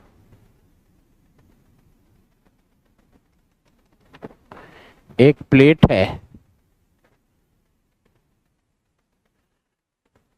और इस प्लेट को ही कहा जाता है नाचका प्लेट। ठीक है, इस प्लेट को कहा जाता है नाचका प्लेट। नाचका प्लेट और उत्तरी अमेरिका प्लेट के टकराव से ही रॉकी माउंटेन का फॉर्मेशन हुआ है। ठीक है, रॉकी माउंटेन का फॉर्मेशन किससे हुआ है? तो आपके ये जो है आपके नाच का, यहां लिख देता हूं, नाच का प्लेट। प्लेट। अब हम इसका ऑप्शन पढ़ेंगे। ये है प्रशांत महासागर, ये है नाच का प्लेट जो एक लघु प्लेट है। ये नाच का क्या है? एक लघु प्लेट है। उसके बाद में ये रॉकी पर्वत श्रेणी है। ठीक है, ये क्या है आपके? तो रॉकी पर्वत श्रेणी है। और ये महाद्वीप है जिसका नाम होगा आपके उत्तरी अमेरिका। ये एक महाद्वीप है। अब ये महाद्वीपीय प्लेट और ये नाच का प्लेट, महासागरीय प्लेट के टकराव से ही क्या चीज का निर्माण हुआ है? तो रॉकी पर्वत का। तो देखते हैं नाच का प्लेट किसके बीच स्थित है? दक्षिण अमेरिका नहीं होगा, उत्तरी अमेरिका। दक्षिण अमेरिका ही दे रहा है तो खत्म। उत्तरी अमेरिका और प्रशांत महासागर देख रहे हैं ना, उत्तरी अमेरिका। उत्तरी अमेरिका और देखेंगे ये उत्तरी अमेरिका, ये रॉकी है। ठीक है, उत्तरी अमेरिका और प्रशांत महासागर के बीच में ही कौन सा प्लेट है आपके? कौन सा प्लेट है आपके? तो नाच का प्लेट है। क्योंकि ये रॉकी माउंटेन किसका भाग है? उत्तरी अमेरिका का है। तो उत्तरी अमेरिका और प्रशांत महासागर के मध्य स्थित है कौन सा प्लेट? तो नाच का प्लेट। तो ये आपके क्या होंगे? सही उत्तर होंगे। सही उत्तर आपके कौन से होंगे? तो बी यहाँ बन रहे हैं, बी। मध्य अमेरिका और अटलांटिक महासागर। तो अटलांटिक महासागर तो यहाँ है, मध्य अमेरिका। तो यहाँ पर भी एक प्लेट है, लेकिन उस प्लेट का नाम होगा कोकोस प्लेट। कोकोस प्लेट होगा। तो वो इसमें नहीं दिया हुआ है। नाच का प्लेट के बारे में पूछ रहा है, तो नाच का प्लेट किसके मध्य स्थित है? तो उत्तरी अमेरिका और प्रशांत महासागर, जो डायग्राम में आपको दिख रहा है। उत्तरी प्रशांत, यहाँ उत्तरी लिख सकते हैं। ठीक है जी, उत्तरी अमेरिका प्रशांत लिखने की जरूरत नहीं है। जब उत्तरी लिखा हुआ है तो ये उत्तरी प्रशांत महासागर में ही। लेकिन जब प्रशांत महासागर की बात हो रही है, क्योंकि प्लेट को प्रशांत महासागरीय प्लेट ही कहा जाता है, उसमें उत्तरी दक्षिणी नहीं बांटा गया है। तो प्रशांत महासागर और उत्तरी अमेरिका के मध्य स्थित है आपके नाच का प्लेट। सही उत्तर क्या होंगे? बी होंगे। ठीक है, इस डायग्राम को ठीक से लोकेट कीजिए, आपको समझ में आ जाएगा। ध्यान कीजिए। नेक्स्ट क्वेश्चंस को देखते हैं। निम्नलिखित में से कौन सा मरुस्थल उत्तरी गोलार्ध में स्थित नहीं है? पूछ रहा है। नहीं है, उत्तरी गोलार्ध में स्थित नहीं है। निम्नलिखित में से कौन से मरुस्थल उत्तरी गोलार्ध में स्थित नहीं है? तो इसमें नहीं है से क्या होगा आपके? ये और ये है, ये उत्तरी गोलार्ध में कालाहारी मरुस्थल नहीं है, ये आपके दक्षिणी गोलार्ध में है। ये कहाँ है? तो दक्षिणी गोलार्ध में है। तो इसको देख लिया जाए। ये एक मैंने डायग्राम ऐसे ही रफली बनाया और ये 0 डिग्री है, भूमध्य रेखा है। ये हो गया दक्षिणी गोलार्ध और ये हो गया उत्तरी गोलार्ध। तो दक्षिणी गोलार्ध के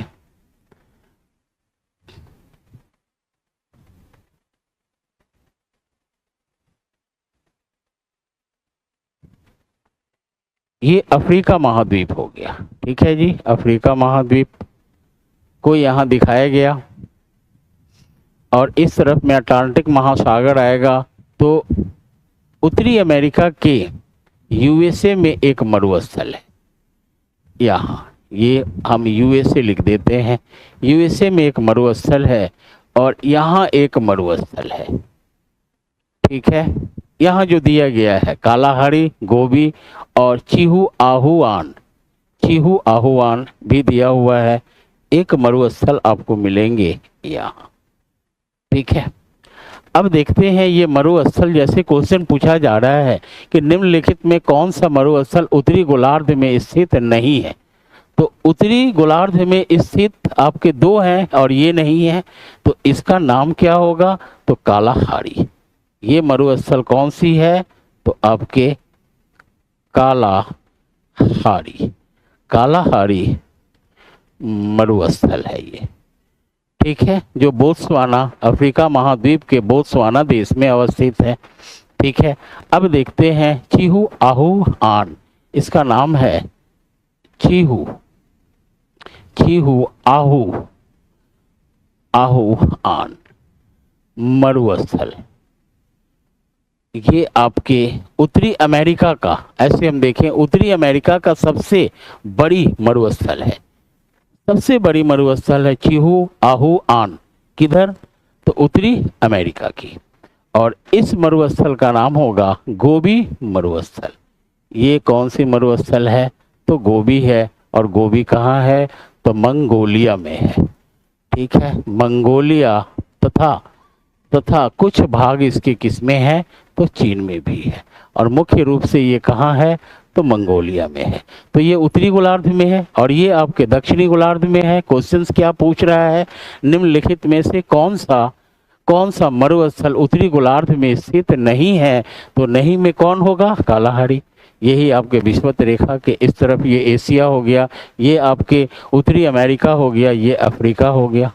ठीक है, इसे हम क्या कहेंगे? अफ्रीका महाद्वीप। ठीक है, और ये कहाँ होगा आपके? तो एशिया में। ठीक है, और ये किधर होगा? तो नॉर्थ अमेरिका में, नॉर्थ अमेरिका महाद्वीप में। ठीक है, आप देख सकते हैं इसके हिसाब से आप क्वेश्चंस को सॉल्व किया जा सकता है। तो इसमें भी कुछ फंडा आपके आ रहे हैं, तो मैप से ही रिलेटेड आ रहा है। तो मैप आप समझ सकते हैं कि कितना इम्पोर्टेंट चीज़ होता है। तो ये मेरा रिक्वेस्ट रहेगा कि मैप का अध्ययन आप लोग ज़रूर करें, एटलस का अध्ययन करें। ठीक है, और कभी देखा जाएगा मैप और मैपिंग का क्लास लगाने की समय मिलेगा तो मैं क्लास इसका दूंगा एक। लेकिन अभी जब तक नहीं क्लास आ रहा है तो आप लोग कम से कम एटलस का सहयोग लीजिए। एटलस बहुत ज़रूरी है ज्योग्राफी के लिए, स्पेशली सिर्फ ज्योग्राफी के लिए ही नहीं, बहुत सारे सब्जेक्ट में एटलस आपके काम आएंगे। ठीक है जी, तो सही उत्तर इसके क्या होंगे? ए होंगे। नेक्स्ट क्वेश्चंस को देखते हैं। भारत में कौन सी खाद्य फसल अक्टूबर नवंबर में बोई जाती है तथा अप्रैल में काट ली जाती है? तो ये क्या होगा? गेहूं होगा, जिसको अक्टूबर नवंबर में जैसे शरद होता है बोई जाती है और जैसे गर्मी होती है काट ली जाती है। तो ये गेहूं, और गेहूं आपकी क्या है? तो रबी फसल है। अब नारियल की बात आएगी, कॉफ़ी की बात आएगी, तो नारियल आपकी बागवानी। ठीक है, ये बागवानी फसल है, ये बागवानी फसल है और ये भी आपकी क्या है? तो बागवानी। ठीक है, बागवानी फसल है। ठीक है, और ये रबी फसल है, ये बागवानी फसल है। तो सही उत्तर आपके क्या होंगे इस प्रश्न के आधार पर? तो गेहूं होंगे। Wheat is your right answer, C is your right answer. Next, स्वतंत्र भारत की सबसे पहली बहुउद्देशीय परियोजना। बहुउद्देशीय की बात कही जा रही है और वो भी सबसे पहली। तो बहुउद्देशीय परियोजना का मतलब होता है कि बहुत उद्देश्य के लिए, ठीक है, बहुत उद्देश्य के लिए किसी परियोजना का निर्माण किया जाना। यानी कि परियोजना, यानी कि आप बांध की बात करेंगे, नदी घाटी बांध की बात करेंगे तो उससे क्या सिंचाई की जाती है? तो सिंचाई के अलावा बिजली भी उत्पादन की जा रही है, परिवहन भी की जा रही है, मत्स्य पालन भी की जा रही है ना। तो इस तरह के बहुत सारे कामों के लिए जब किसी परियोजना का निर्माण किया जाता है तो उसे ही कहा जाता है बहुउद्देशीय परियोजना। तो हमारे भारत में सबसे पहले स्वतंत्रता के बाद यानी कि 1948 में जो बहुउद्देशीय परियोजना लाया गया तो वो है दामोदर घाटी बहुउद्देशीय परियोजना। दामोदर घाटी अर्थात दामोदर नदी पर ही बहुउद्देशीय परियोजना का निर्माण 1948 में किया गया था। तो देखते हैं इसमें क्या है? तो दामोदर आपके क्या होंगे? सही उत्तर होगा।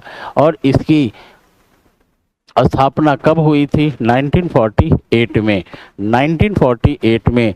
तो ये देखेंगे ये आपका एक नदी है और ये नदी आ करके मिल जा रही है हुगली में। ये नदी आकर के मिल जा रही है हुगली में, और यही है आपके दामोदर। ठीक है जी, दामोदर नदी, यही है दामोदर नदी। और ये नदी और ये पठार है, और इस पठार का नाम है छोटा नागपुर, नागपुर पठार। छोटा नागपुर पठार से ये नदी निकलती है, कौन सी? दामोदर।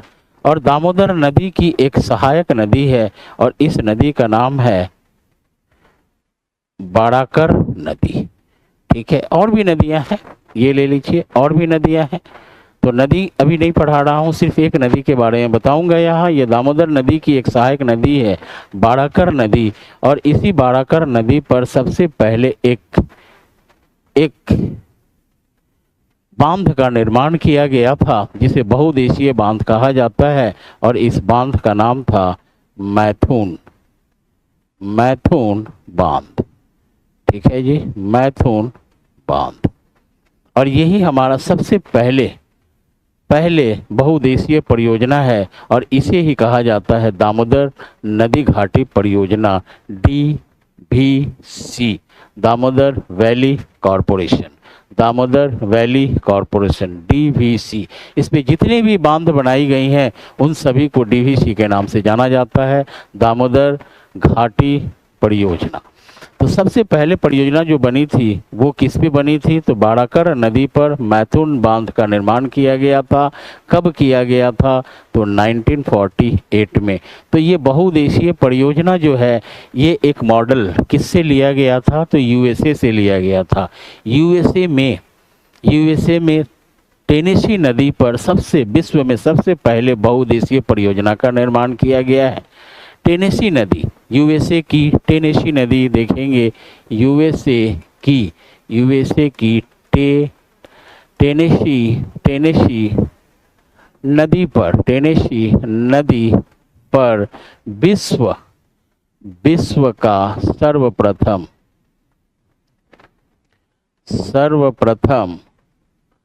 बहुउद्देशीय परियोजना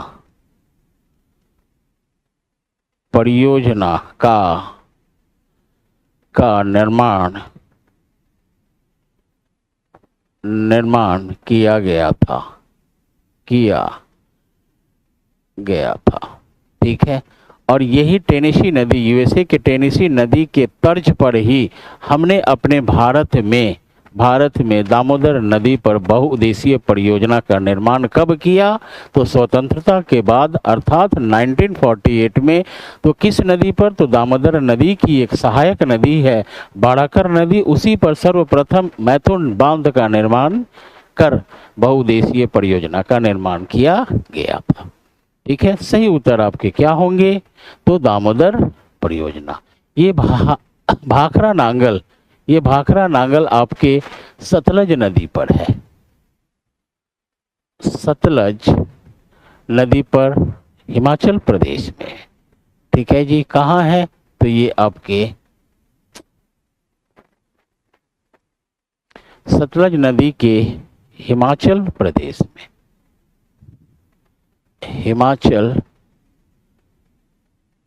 में, आपके भाखरा नांगल है। और भाखरा नांगल परियोजना ये विश्व का सबसे ऊंचा गुरुत्वीय परियोजना है। गुरुत्वीय बांध का निर्माण कहाँ किया गया है? सबसे ऊंचा, विश्व के सबसे ऊंचा गुरुत्वीय बांध का निर्माण आपके भाखरा नांगल में ही किया गया है, जो सतलज नदी पर अवस्थित है। और ये कहाँ है आपके? तो हिमाचल प्रदेश में है भाखरा नांगल। ये दो परियोजना है, दोनों परियोजना को एक साथ में नाम लिया जाता है, जिसकी अवस्थिति कहाँ है? तो सतलज नदी पर। ठीक है, अब बात आएगी हीराकुड की बात आएगी। तो ये हीराकुड देखेंगे, हीराकुड आपके ओडिशा के महानदी, ठीक है, महानदी पर अवस्थित है। हीराकुड बांध महानदी पर बनी हुई है, और हीराकुंड बांध की लंबाई आपके 25.8 किलोमीटर है इस बांध की लंबाई। ठीक है, 25.8 किलोमीटर है और यह विश्व का सबसे लंबी मिट्टी द्वारा निर्मित बांध है। ध्यान रखेंगे कि हीराकुंड बांध की लंबाई कितनी है, 25.8 25.8 मीटर। और यह कहाँ बनी हुई है, तो महानदी, उड़ीसा के महानदी पर ये हीराकुंड बांध का निर्माण किया गया है। और ये विश्व की सबसे लंबी मट्टी, ठीक है, मिट्टी द्वारा निर्मित बांध है। विश्व की सबसे लंबी मिट्टी द्वारा निर्मित बांध है, जिसे अर्थेन डैम के नाम से जाना जाता है। अर्थेन अर्थेन डैम के नाम से जाना जाता है। किसको, तो हीराकुंड को। इसे कहा जाता है अर्थेन डैम, जो विश्व का सबसे लंबी मिट्टी द्वारा निर्मित बांध है। ठीक है जी।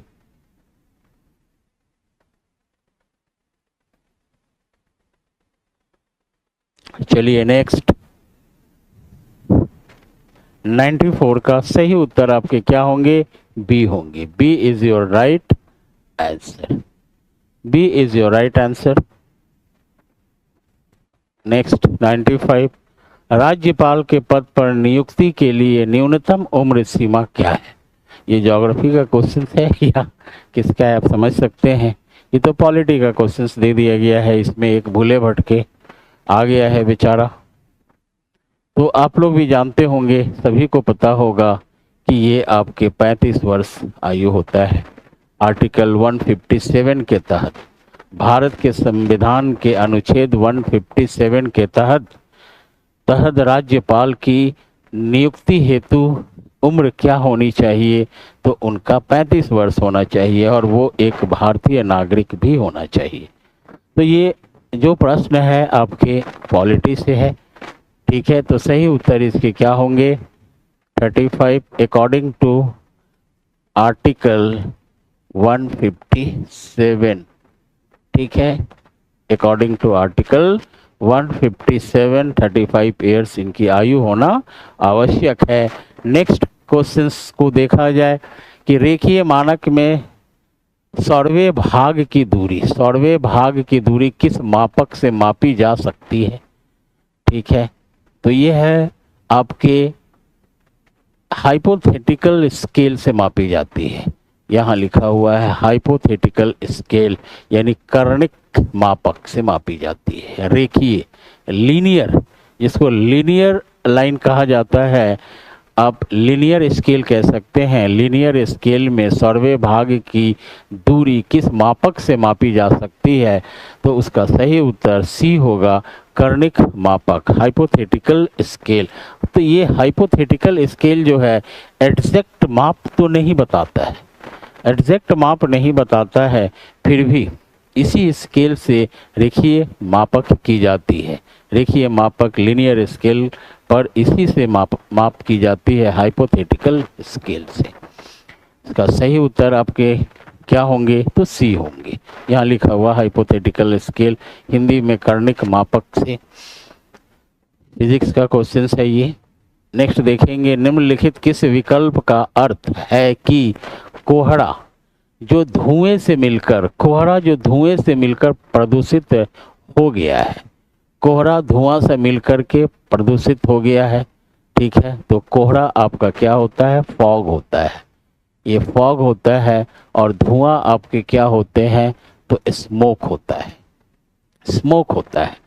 ठीक है, तो कोहरा जो धुएं से मिलकर प्रदूषित हो गया है उसे स्मॉग कहा जाता है। C is your right answer. इसको क्या कहा जाता है, स्मॉग। यहाँ देखिए आंसर लिखा हुआ है स्मॉग, स्मॉग कहा जाता है। ठीक है, स्मोक का मतलब धुआं होता है। ठीक है, स्मोक का मतलब क्या होता है, धुआं होता है, और कोहरा का मतलब फॉग होता है। देखिए यहाँ लिखा हुआ है फॉग, इंग्लिश में पढ़ेंगे तो सब कुछ मिल जाएगा। तो ये प्रदूषित हो गया है क्या चीज से, स्मॉग से, स्मॉग बन जाता है। ठीक है, नेक्स्ट आंसर आपका सी होगा। सुनामी का कारण क्या है, तो सुनामी का कारण क्या होता है कि ये ले लेंगे आपके समुद्र है, ये समुद्र है,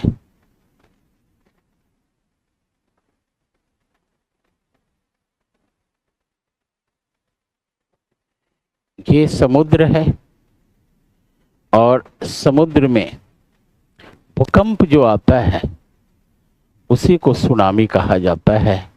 ये देखेंगे इसमें जल डाल दिया गया और ये भूकंप को दिखाया जाएगा कि भूकंप यहाँ से आया, तो इसे क्या कहा जाएगा, फोकस, फोकस या इसे औ केंद्र कहा जाएगा, औ केंद्र या इसे हाइपो सेंटर भी कहा जाता है। यहाँ से भूकंप आया और ये लहरें निकली और सबसे पहले यहाँ, ठीक है, तो इसे ईपी सेंटर कहा जाएगा, इसे क्या कहा जाएगा, ईपी सेंटर कहा जाएगा और हिंदी में इसे अधिकेंद्र कहा जाता है। अधिकेंद्र देखेंगे, इसे हिंदी में अधिकेंद्र कहा जाता है। और यही लहरें जब कहाँ आती है, आपके समुद्र के तल पर, तो इस तरह से लहराती हुई किसी तटीय क्षेत्र को क्या करती है, नष्ट करती है, तो इसी को कहा जाता है सुनामी। सुनामी यह एक जापानी शब्द है, जापानी शब्द है, ठीक है, जापानी शब्द है। जापानी लोग समुद्री भूकंप को क्या कहते हैं, सुनामी, अपनी भाषा में क्या कहते हैं, सुनामी, जापानीज लैंग्वेज है ये, ठीक है, तो उसे सुनामी कहते हैं। अर्थात जापान में इस प्रकार के समुद्री भूकंप वर्ष में 1500 आता है, 1500 वर्ष में 1500 सुनामी की घटना घटित होती है। तो ये जो वर्ड है आपके सुनामी, ये विश्वव्यापी हो चुका है, विश्व में इसे सुनामी ही कहा जाता है। जो क्या होता है, समुद्र में आने वाली भूकंप, समुद्र में आने वाले भूकंप को ही सुनामी के नाम से जाना जाता है। तो आपको मैंने दिखाया कि समुद्र में भूकंप आता तो अंदर से ही है, पृथ्वी के अंदर से, और ये आपके यहाँ आया और इसी के लहरों द्वारा किसी तटीय क्षेत्र को, मान लीजिए कि यही है आपके जापान आपके प्रशांत महासागर में स्थित है। तो इस क्षेत्र में लगभग इस प्रकार की घटनाएं 1,500 बार होती है वर्ष में, तो ये लोग कहते हैं सुनामी। तो इसमें आंसर देख लेते हैं क्या होगा, सुनामी का कारण क्या है, स्थलीय क्षेत्र में भूकंप नहीं, स्थलीय क्षेत्र में जब भूकंप आएगा तो भूकंप ही कहेंगे, ठीक है। महाद्वीप में कहीं भी भूकंप, तो वही चीजें हो गई, महाद्वीप में कहीं भी भूकंप होगा, क्योंकि स्थल की बात हो रही है। महाद्वीप भी क्या होता है, एक प्रकार का स्थल होता है। समुद्र के भीतर भूकंप, ठीक है, तो समुद्र के भीतर भूकंप को ही क्या कहा जाता है, सुनामी कहा जाता है। सही उत्तर आपके क्या होंगे, सी होंगे, C is your right answer, C is your right answer, ठीक है। नेक्स्ट क्वेश्चंस को देखा जाए। भारत में सबसे पुराना तेल का भंडार कहाँ है, तेल का भंडार बॉम्बे हाई, महाराष्ट्र, नहीं ये तो बिल्कुल नया है, 1975 में बॉम्बे हाई, ये 1975 में आया, ठीक है। अंकलेश्वर ये गुजरात में है, ये भी पुराना नहीं है। नौगांव गुजरात, अब नौगांव तो दिया गया है लेकिन ये भी आपके क्या होंगे, गलत होंगे, ना ही गुजरात, ना ही महाराष्ट्र, ना ही गुजरात, है कहाँ, तो असम में, ठीक है, असम। ये देखेंगे असम के डिगबोई, असम के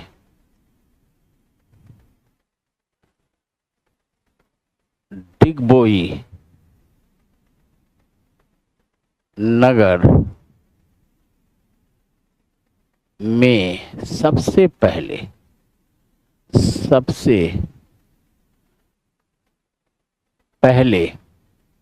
तेल का भंडार, ठीक है, सबसे पहले तेल का भंडार, तेल का भंडार का पता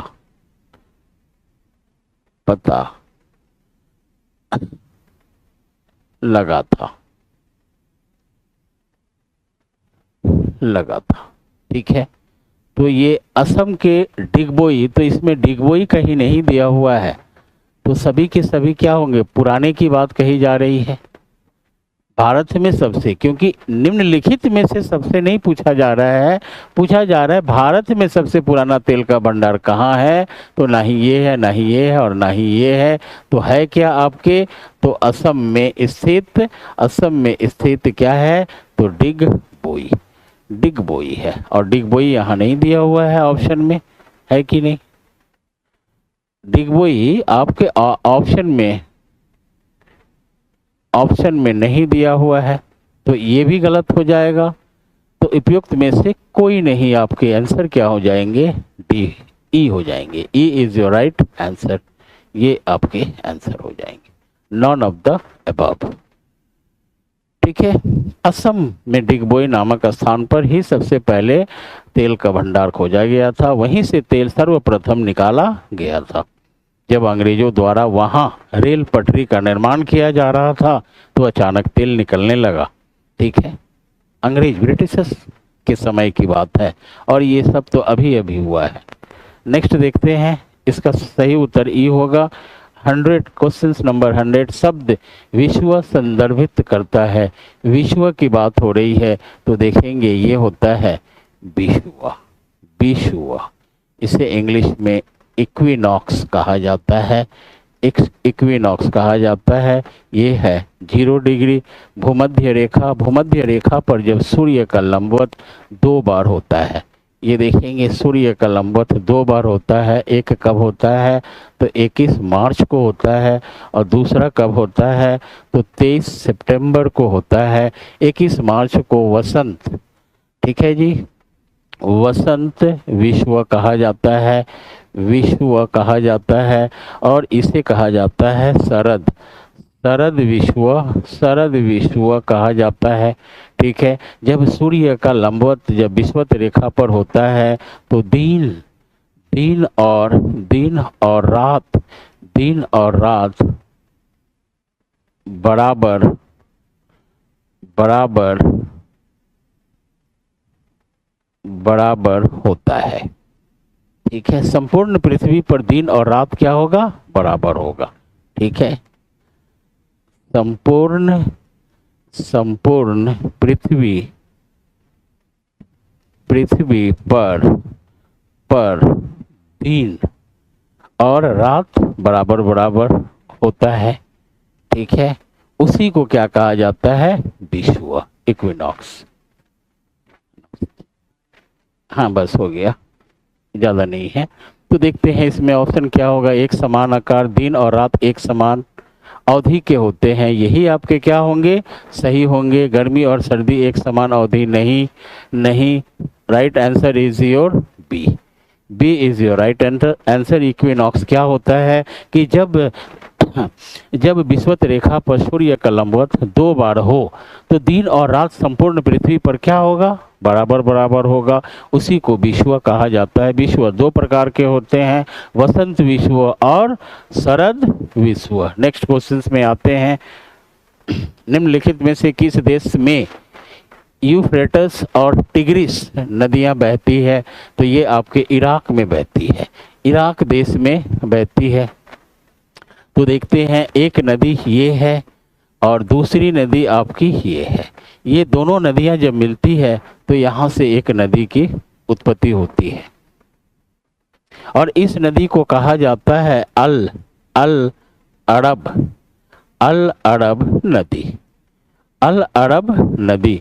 और ये नदी आकर के कहाँ गिर जाती है, ये नदी कहाँ गिर जाती है, तो फारस की खाड़ी में, फारस की खाड़ी में ये नदी गिर जाती है।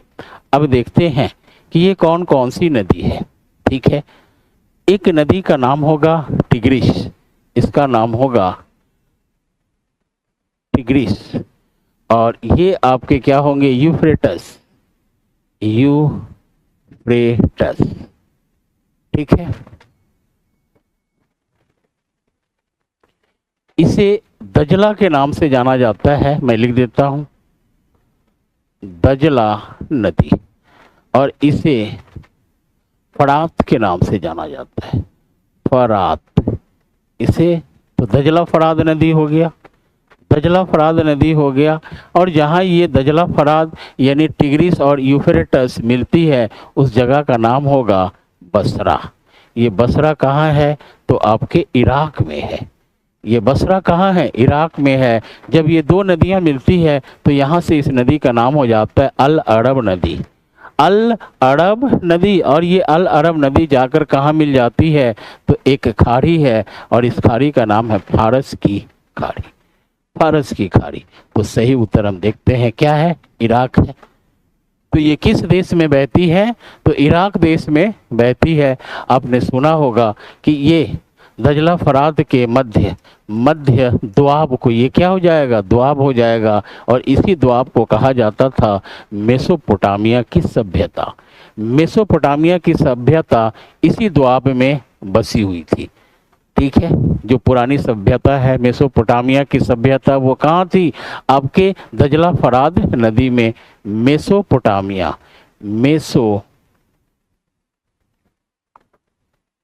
मेसोपोटामिया की सभ्यता कहाँ थी, आपके इसी द्वाब में थी। सही उत्तर क्या होगा, इराक होगा।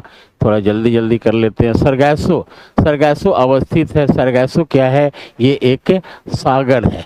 तो ये कहाँ है, देखते हैं, उत्तरी अटलांटिक में है। उत्तरी अटलांटिक महासागर में क्या है, ये अवस्थित है। सरगैसो एक प्रकार का घास है, सरगैसो एक प्रकार का घास है, जो सरगैसो सागर में ही अवस्थित है, और जड़ विहीन घास है, जड़ विहीन घास है। और ये कहाँ है, तो उत्तरी अटलांटिक महासागर में है। ठीक है, A is your right answer. Next देखते हैं, लौह के बारे में निम्नलिखित कथन में कौन सा असत्य है। यहाँ असत्य की बात की जा रही है। तो यह धातु चुंबकीय होती है, बिल्कुल होती है, यह धातु चुंबकीय होती है। कौन, लौह। लौह स्टील, लौह कॉमा स्टील नामक एक एलॉय, एलॉय बनाता है। तो मिक्स्ड धातु को एलॉय कहा जाता है, मिक्स्ड धातु को एलॉय कहा जाता है, तो बनाती है, लोहा से स्टील बनता है। तो ये भी सही है। कास्ट आयरन ब्रिटल होता है, ब्रिटल का मतलब होता है नाजुक, नाजुक होता है। और कास्ट आयरन, कास्ट आयरन आपके कास्ट आयरन ब्रिटल बना, ये भी सही है। ठीक है, पिग आयरन को कहा जाता है कास्ट आयरन। ठीक है, यहाँ तो ये भी सही है, यानी कि तीनों के तीनों सही। तो असत्य है, तो असत्य तो कोई नहीं है। तो देखते हैं, मोर देन वन नहीं, नन ऑफ द एबव। आपके ई आंसर क्या होगा, राइट होगा। कोई भी असत्य नहीं है, उपयुक्त में से कोई नहीं, सभी के सभी क्या है, राइट है। कास्ट आयरन ब्रिटल बनाती है, नाजुक होता है। लौह स्टील नामक एक एलॉय बनाता है, मिक्स धातु बनाती है। और यह धातु चुंबकीय होती है, चुंबकीय भी होती है। तीनों के तीनों सही है, असत्य इसमें कोई नहीं है। सही उत्तर क्या होगा, ई होगा। नेक्स्ट क्वेश्चन को देखा जाए। टिक, टिक, टिक एक वृक्ष है। ठीक है, टिक क्या है, एक वृक्ष है। ये देखेंगे, ये एक वृक्ष है। टिक बहुत ज़्यादा मात्रा में कहाँ पैदा होती है, कहाँ मिलता है, तो टिक आपके भारत के मध्यवर्ती भाग में, भारत के मध्य भाग में और पश्चिमी भाग में पश्चिमी भाग बोल रहा हूँ, मध्य भाग और दक्षिणी भाग में टिक नामक वृक्ष की उत्पत्ति सबसे ज़्यादा होती है। तो इसमें दिया है क्या, पश्चिमी घाट नहीं, आपके दक्षिणी भारत में होता है, हिमालय में नहीं होता है टिक। पश्चिमी घाट में थोड़ा मोड़ा पाया जाता है, लेकिन मध्य भारत में इसकी सबसे ज़्यादा उपलब्धि होती है। तो सी आपका क्या होगा, सही उत्तर होगा। टीक एक वृक्ष है जो मध्य भारत, सेंट्रल इंडिया में सबसे ज़्यादा उगते हैं, सबसे ज़्यादा पाए जाते हैं। और यह एक पर्णपाती वृक्ष है। ठीक है जी, यह एक पर्णपाती वृक्ष है जिसे इंग्लिश में डेसीडियस ट्री के नाम से जाना जाता है, या इसे फॉरेस्ट भी कह सकते हैं। इस प्रकार के ही वृक्ष की उपलब्धि जहाँ होगी उसे वर्ण कहेंगे। ठीक है, ये पर्णपाती वृक्ष होता है, मध्य भारत में ये सबसे ज़्यादा पाया जाता है। ठीक, नेक्स्ट देखते हैं, असम की डैश जाति वसंत ऋतु में वैभव की देवी बैखो, बैखो को प्रसन्न करने के लिए बैखो त्यौहार मनाती है। ठीक है, बैखो त्यौहार मनाती है, तो ये आपका सही उत्तर क्या होगा, आपके दिमासा, दिमासा। ठीक है, ये असम, असम की ही जनजाति है। बोरो जनजाति जो है ये, तो ये बोरो जनजाति आपके अमेजन बेसिन में है, अमेजन बेसिन में पाई जाती है ये। ठीक है, लेकिन इस जगह पर बोडो लिखा होता, देखेंगे बोडो, यानी कि बोडो, बोडो लिखा होता तो ये जनजाति बोडो कहाँ की है, तो असम की है। लेकिन यहाँ बोरो लिखा हुआ है तो ये नहीं होगा। बोरो कहाँ, अमेजन बेसिन की जनजाति है। रामा जनजाति, ठीक है, यहाँ रामा लिखा हुआ है, तो ये राभा है। ये राभा जनजाति जो होती है ये आपके असम में पाई जाती है। रामा नामक कोई जनजाति नहीं है, राभा जनजाति है जो असम में पाई जाती है, जो रामायण कथा पर विश्वास करती है। रामायण कथा पर विश्वास करती है उसे कहा जाता है राभा जनजाति, जो असम में है। और दिमासा जनजाति ही बैखों को प्रसन्न करने के लिए बैखो त्यौहार मनाने वाली जनजाति दिमासा है, जो आपके असम के अलावे नागालैंड और मणिपुर में भी पाई जाती है। ये जनजाति आपको कहाँ मिलेगी, तो आपको असम में मिलेगी, और ये जनजाति आपको नागालैंड में भी मिलेगी, और ये जनजाति आपको मणिपुर में भी मिलेगी। ठीक है, तो यहाँ असम के बारे में पूछ रहा है तो Dimasa is your right answer. ठीक है, बोडो जनजाति अमेजन में है। बोडो कहाँ है, तो असम में है। रामा नाम की जनजाति, वैसे रामा नाम की जनजाति की बात करें तो ये आपके छत्तीसगढ़ की जनजाति है, छत्तीसगढ़ की जनजाति है। लेकिन राभा नामक कहाँ है, तो असम में है। असम में आपको क्या मिलेंगे, राभा जनजाति मिलेगा।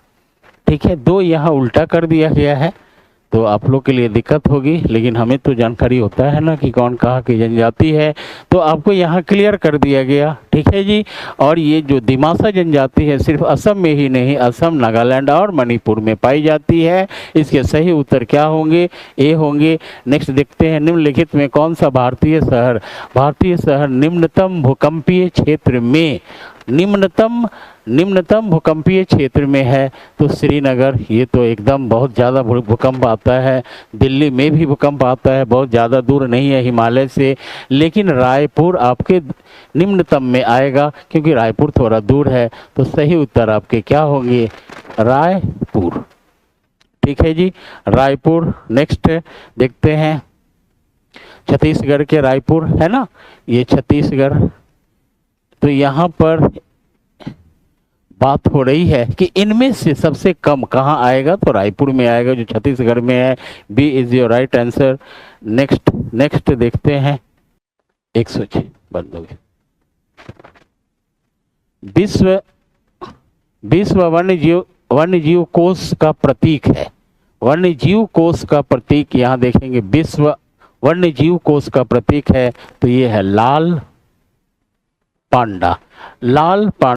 ठीक है, जब चंद्रमा सूर्य और पृथ्वी के बीच हो तो क्या होगा, आपके सूर्य ग्रहण होगा। देखेंगे ये आपके चंद्रमा है और ये सूर्य है, ये क्या है, सूर्य, और ये क्या है आपकी, तो पृथ्वी है, पृथ्वी है।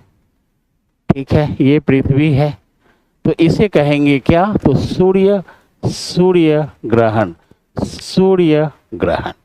यानी कि सूर्य का प्रकाश पृथ्वी पर नहीं पहुंच पाता है, किसके कारण, तो चंद्रमा के कारण। ठीक है जी, चंद्रमा के कारण, तो इसे ही कहा जाता है सूर्य ग्रहण। तो सही उत्तर क्या होगा, आपके सी होंगे। C is your right answer. Next देखते हैं, निम्नलिखित बंदरगाहों में से कौन सा नदी तटीय रिवर राइन बंदरगाह है? तो ये आपकी कौन सी बंदरगाह होगी? तो कोलकाता देखेंगे कि ये आपकी गंगा नदी है, ये आपकी गंगा नदी है, और गंगा नदी से एक नदी निकलती है और ये है हुगली नदी, और ये गंगा नदी आगे चली जा रही है।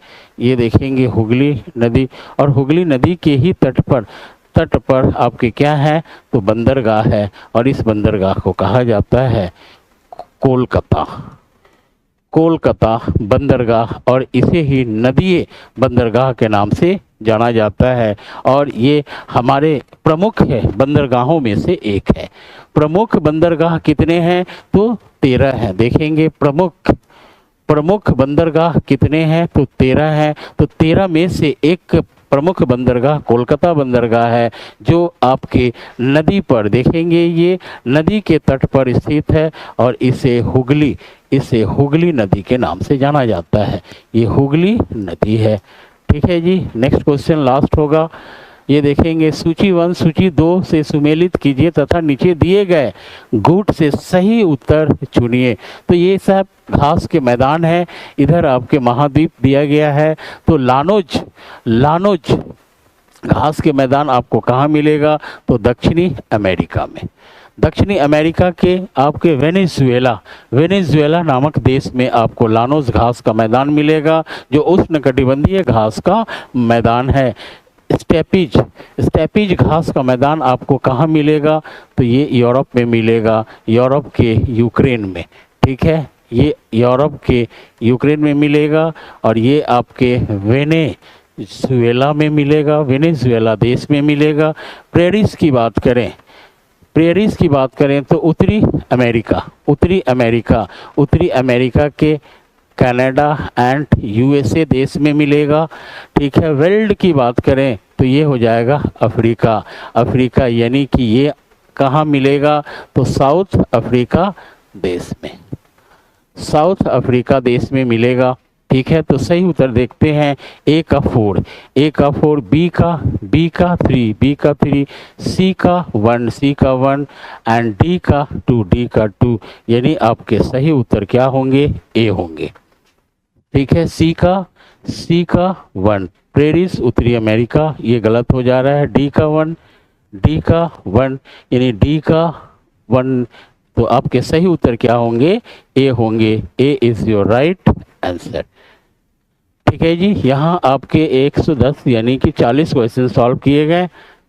फिर इसी तरह से कल पहले ही किया जाएगा, आज थोड़ा लेट हो गया था, पहले ही किया जाएगा। ठीक है, फिर कल मिलते हैं। Okay, good night.